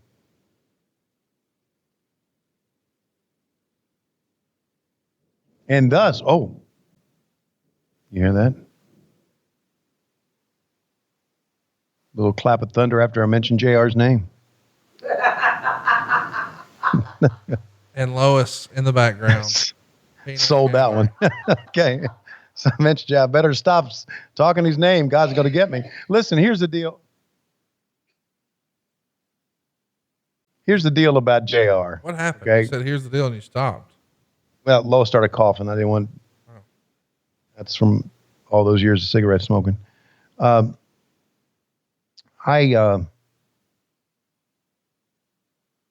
Here's, oh no. I had something I was going to say and now it's all gone. Oh no. No. Yep. Disco Inferno was here. Disco's jive talking. I've got like a 70 set here. Oh God. We lost Tony in the mountains. No big deal. Still got Disco Inferno. I guess they probably can't call him Disco Inferno, so they can just call him Disco. Or maybe that's the name of the set. Discos. Yeah, that could be it, right? It could be like a venue, like a bar. Discos. By the way, when it came to the Observer, when they recapped this, as silly as it is, they just talked about the Goldie thing. So there's something coming here in a minute that hopefully saves this segment. Because for my money, way too much sports entertainment. Way too much talk. Well, Tony, you're back after your thunder. And you didn't miss much. You saw more sports entertainment. Yeah, and he keeps talking like he's an arrogant prick, isn't he? Yeah. I know he's one of your buddies too. Who's he got here? Oh, he's bringing out Goldilocks. Cut the music. Oh, geez, stop it. You don't like him doing that? No. So earlier on, you interviewed Ricky Steamboat, and you had no idea who he was. No, I didn't. And I obviously don't know who you are, but I know you got a big nose. That's right. Right between those eyes, a big Italian nose, right? Huh? Wait a minute. Don't talk about my nose, lady. Come back here and sit down on my couch. People want to hear about you. They don't want to hear about me. And I don't want to sit on this couch because it's probably got lice on it. Oh, come on. This has been in the back of a truck, Jerry Jarrett's house, for about a month, deciding what we're going to put down for my... Listen, I've had enough of this. Come on, sit down. Here, sit down right there. There you go. A pillow for you. And we're going to do the first episode of Disco's Jive Talking. Now, there have been Piper's Pit. There have been a Flair for the Gold. There has been a lot of talk shows in pro wrestling. This is, as you probably would imagine, Goldilocks, the worst. And it's not because of what? Yeah, I think it's because of me. It's because of you. Because of you. You suck. Well, everybody knows that. And here's the deal. I also do a podcast with Conan. Why Conan would have me on a podcast is, no one really knows why he would have me on a podcast. But I'm making a pretty good living being a bouncer at a shoe show. A bouncer. Is he a bouncer at a shoe show? No, he's like a manager. Oh, you're a manager at a shoe show? Do you think maybe that you could get me hired? What? Yeah, I think maybe I could be at the shoe show. I don't know. I had a terrible wrestling career. And obviously this Jive Talk is not going to go too far. And this is obviously one of the least entertaining parts of a least entertaining show. Well, what you need to do is wrestle, not pull guns on people, not use knives, and not bring you out. That would make it a better wrestling show. Don't you agree? Oh, so you're blaming me for a bad wrestling show. I got it. It's my fault. Obviously, it is your fault. You're a friend of Vince Russo's. That's the only way you'd still be on TV. People know that. People know that you couldn't work. Wait a minute. Now you're talking about my work, and now you've gone too far. Got to get your ass out of here. Go on, leave. I thought I was a great worker. Go on, get out of here. I was a great worker. You couldn't even do a promo without a lousy couch. What? Get out of here. Bitch, get out of here. These fans not even cheering. These fans are leaving. Fans are leaving. This is for TV. Who cares if the fans are here or not? Let me tell you something, you wall-eyed prick. Don't you ever... Where did I come up with wall-eyed prick? Wall-eyed prick! Wall-eyed prick, get out of here. You suck. You smell. You smell like your mama's meatballs. You are an Italian rip-off Disco Inferno bullshit artist. That's it. I'm out of here. Goldilocks, down you go. Hey, wait just a second. You called me wall-eyed. You don't even know what wall-eyed is. No, you don't know what wall-eyed is. Wall-eyed's a fish. That's right. It's speaking of, I'm not going to go there. What did you almost do? Oh, he got slapped in the face for what he almost said. Oh, oh grabbing her by the throat. My goodness. What the hell? I wonder if that's how he runs his business. I hope the hell not. I'm kidding. It's a joke. He doesn't. He's a great guy. Yeah, calm down. It is a joke. Oh, and look at this. Who's this? She's here to kick ass, my friend. He's choking her out. This is Paulina.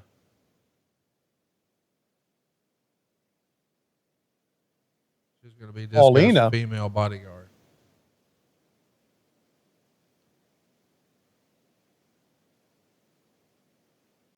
Did she ever do anything else in wrestling? You don't recognize her at all? Well, she looks kind of like China. That's what they're going for.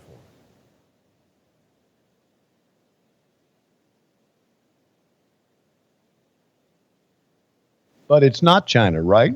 No. I didn't think so. That's the first thing I thought about. Wow. The announcers have to, this is, you know, I think about this. This is one of the reasons that when I was at that time in TNA, you know, and I was standing in the back talking to Jerry Jarrett, and I said, I don't want to do this anymore. Right. It was this. I mean, I watch, you know, Don was overselling shit. Which He's wasn't selling wrong. the pay-per-view next week, right here Yeah. on the home shop. I mean, on TNA Wrestling. Yeah. Yeah. Three There's cards so many in a pack. Yeah, Jim met 10. It's like on the tip of his tongue the whole time. Jerry Lynn, Jim met 10. Ah. But a Mickey Mantle card can be yours in a pack, along with a Rick Monday card. And who knows, we may have a Ken Griffey Jr. Upper Deck card, the one that ruined the industry and ruined my job on the Home Shopping Network. It's selling for only, you ready for this? There are only 10 of them left. Only $39.95. That's right, $39.95. If you wait another minute, it's going to go up to $50. So call now. Ken Griffey Jr. Upper Deck, the card that ruined the industry. Ruined it. Not Topps, not Fleer, not Don Russ. It was Upper fucking Deck. It ruined the card industry. Even the guy behind me with the smelly armpits knows. It ruined the industry. Ruined it. I had to go sell washing machines. God damn it. I look like a young Jim Hurd. Fuck, what am I doing here? I should be selling baseball cards again. Yes, Upper Deck. Fucked it all. I gotta sit down. Help me understand. First of all, I didn't know you were that big into cards, but everybody my age knows all about that Upper Deck Ken Griffey Jr. card. Do you really think that 89 card ruined the baseball card industry? No, the Upper Deck people did. Because not the card, and that was the most famous card, obviously, but the Upper Deck people ruined it because they flooded the market with cards, and all of a sudden, cards didn't mean much. Now, Upper Deck basically is out of business. So that's why I say, if you want to collect good cards that are really worth something, you collect them before 1989. And, by the way, the only really good cards to collect are Topps. I used to collect baseball cards, and then I stopped.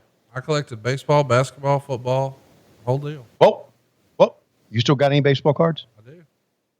You do? Yeah. Can I trade you a 6-man belt for a couple of baseball cards? Wait a minute. Hold on. Stop. Never mind.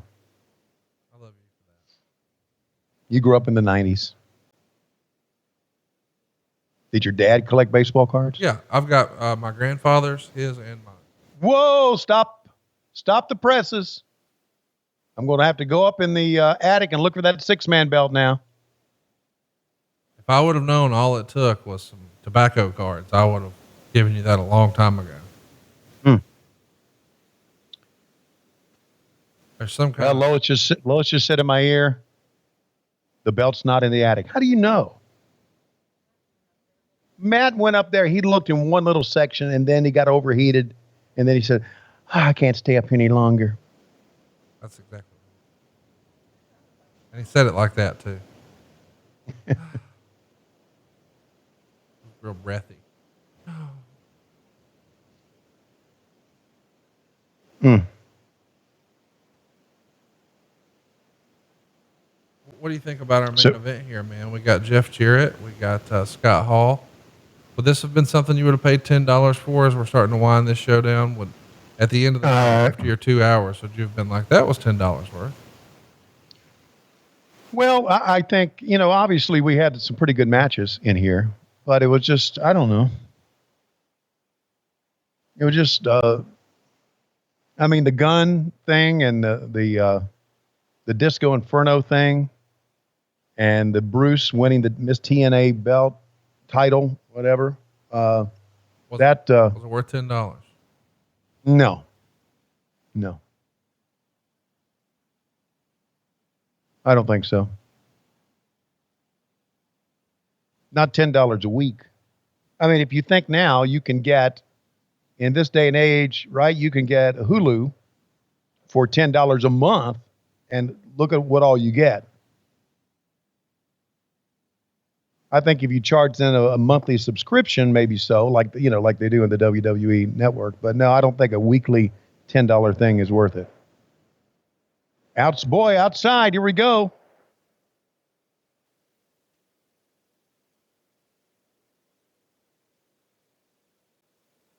Man, they're brawling all over. This looks like an old ECW show. Yes, sir, man. You know, every time I see Scott Hall, I think, man, what a tremendous talent. I'm really. And I know we have a lot of fun at Jarrett's expense and laugh, and obviously Jeff could work too, but man, Scott Hall, fuck. I'm really so glad, and I guess we've talked about this before. I'm really so glad he's gotten his life together. We all are. He's such a big part of so many of our lives, you know, not just people like you who worked with him, but fans my age who grew up with him, you know, either as Razor Ramon or one of the Outsiders and a founding member of the NWO. Just great stuff. And when a lot of us look back and we think about our favorite times as a wrestling fan, he's involved, and you don't want to hear or feel like one of those guys that you feel connected with because it was your favorite time is going through a rough patch. And the idea that he's pulled the nose up is, man, just makes you feel good. Yeah. And you know, when I think about it, with the exception of Klondike Bill, and George Two-Ton Harris, when Scott Hall and Danny Spivey worked, he missed that one.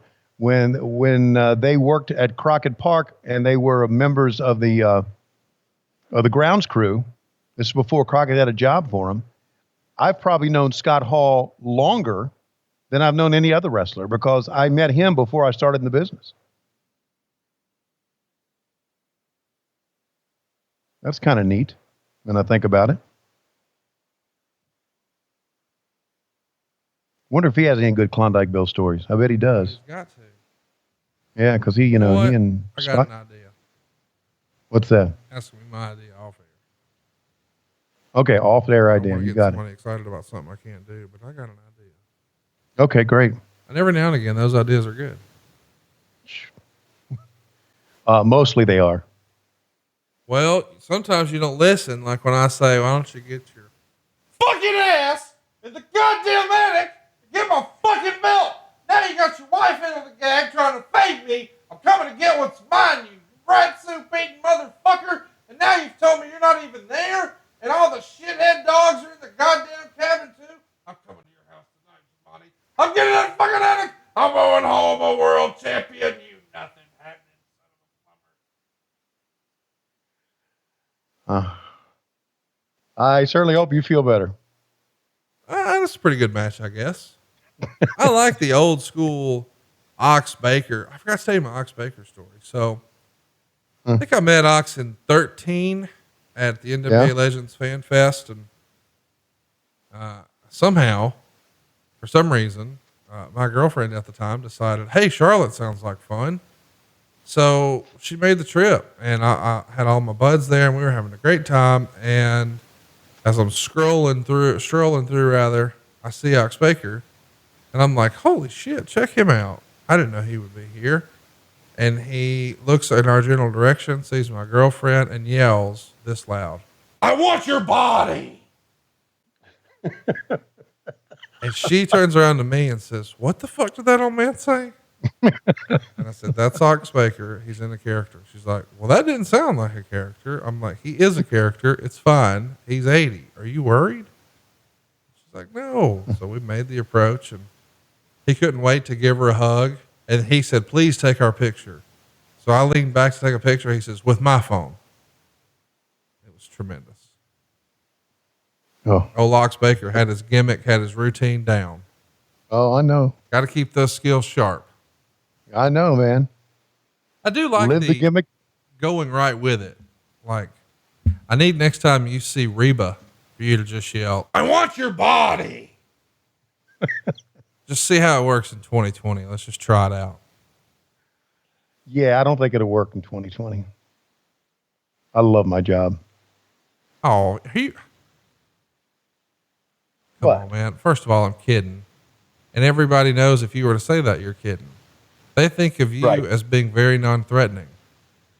I am. You're like that old Saturday Night Live skit. It's Pat. You're like, it's Tony. Probably got equal parts testosterone and estrogen right now. That's probably right. That's what I'm just saying. Like, Yeah. I'm everybody's buddy, everybody's friend. Some kids, most of them, I'm the age of their dad. yeah, you're actually older than my dad. Yeah, right. That's amazing, isn't it? So is Jim Ross now that I think about that. Mm-hmm. Oh, yeah. And Eric. I know. They were always older than me. I was telling somebody the other day, they were like, man, you're going to be able to ride this podcast train into retirement. I'm like, nah.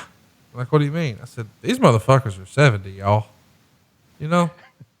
How many more fucking shows you think we got? I go into these shows every week thinking, this could be the last one. Let's have fun. Mm-hmm. You never know. At your advanced stage, Lois But I know you could got be on a bicycle you got and fall on you. you got an alternate plan. Oh, sure. Yeah. Yeah. Joey Styles. I'm ready for two of y'all to die tomorrow. I'm saying. Paulie Melonhead. What is wrong with you, Joey Styles and Paulie Melonhead? Yeah, Paulie's. Joey's done with wrestling, and Paulie is a WWE contracted performer. December of 2016. Tony Schiavone's done with wrestling. Never say never in this game, my friend. And I'm living proof of that. God, they got an angle going on outside, and they got an angle going on. See, they got to have a cliffhanger for next week's pay-per-view. We got you. Okay. We got this $10. Now we need another 10. Let's see if we can entice you with what we got going here. Just bring out people. Holy shit. Are they going to have a battle royal in the next one? Because that's what they're having here. It's a blood match next week. Okay. These guys, and it's a 3-way. That's the thing. Joey just told you, not Joey, Don West. Easy for me to say. We're just talking about Joey. Got a 3-way. Know that. And this match is still going on. Did you have trouble in your 3-ways? Did you think it was just a clusterfuck? Because that's the way most of the guys who have been in 3-ways describe it, just a clusterfuck. What was your experience with them, Tony? I really never got involved in them. I just kind of watched from the sidelines. Called the action, so to speak. So you did play-by-play? Of course. Give us an idea. I mean, now I would just say, you're right, JR. Good call, Excalibur. Be sure to go to shopaew.com. Did you really used to stand in the corner while guys would handle their business? No. I mean, you told us on this very show about Mr. Fleer and a lady friend, and a glass of wine. Yeah. I assume you probably. Oh yeah, I forgot you're in the room with Lois.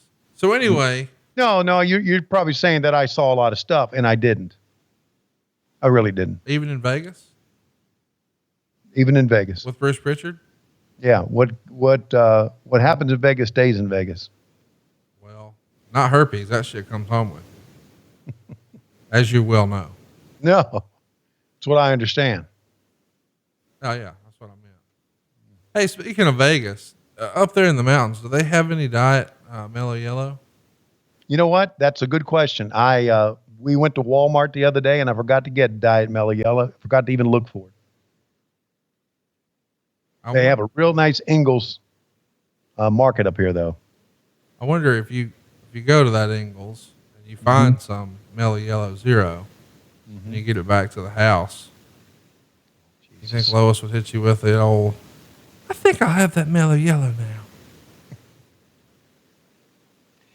Highly doubtful. There you go. How about that? I've never seen that before. It was clearly not hitting him in the face, but still a pretty creative deal. Doing the finish into a chair that's not on the ground, but in the air.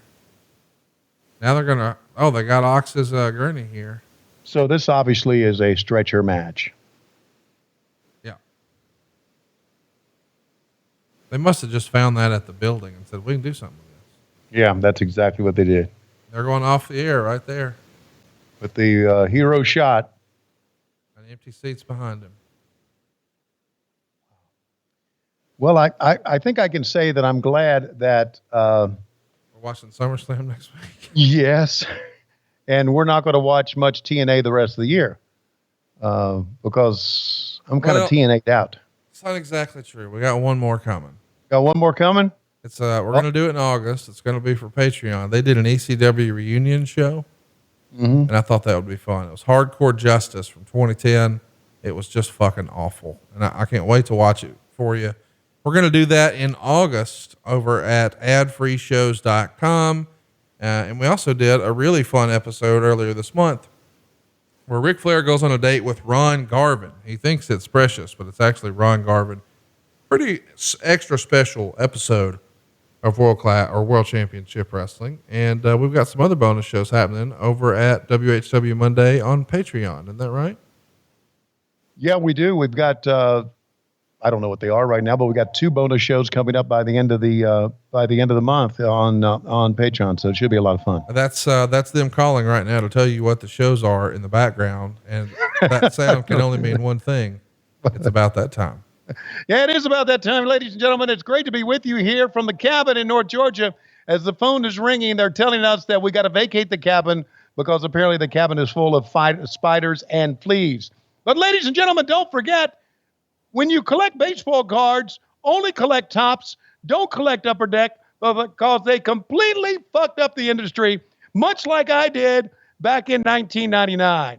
For Conrad Thompson, I'm Tony Schiavone. You've been listening to What Happened When. We come to you each and every Wednesday on Westwood One. But on Mondays, we are with our good friends and fans on Patreon.com/WHW Monday.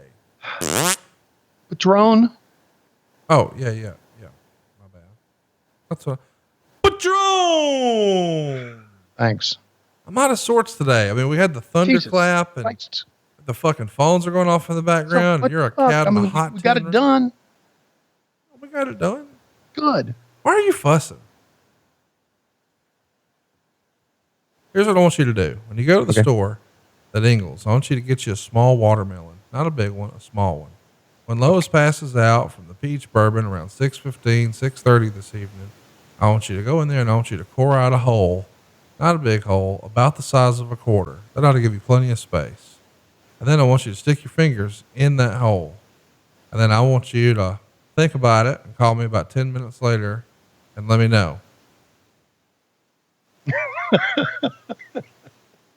What? That's West Virginia fruit salad. Okay. And that's even fucked up for you. We'll see you next week on What Happened When. Hey, it's Conrad Thompson. Thanks for checking out the podcast here on YouTube.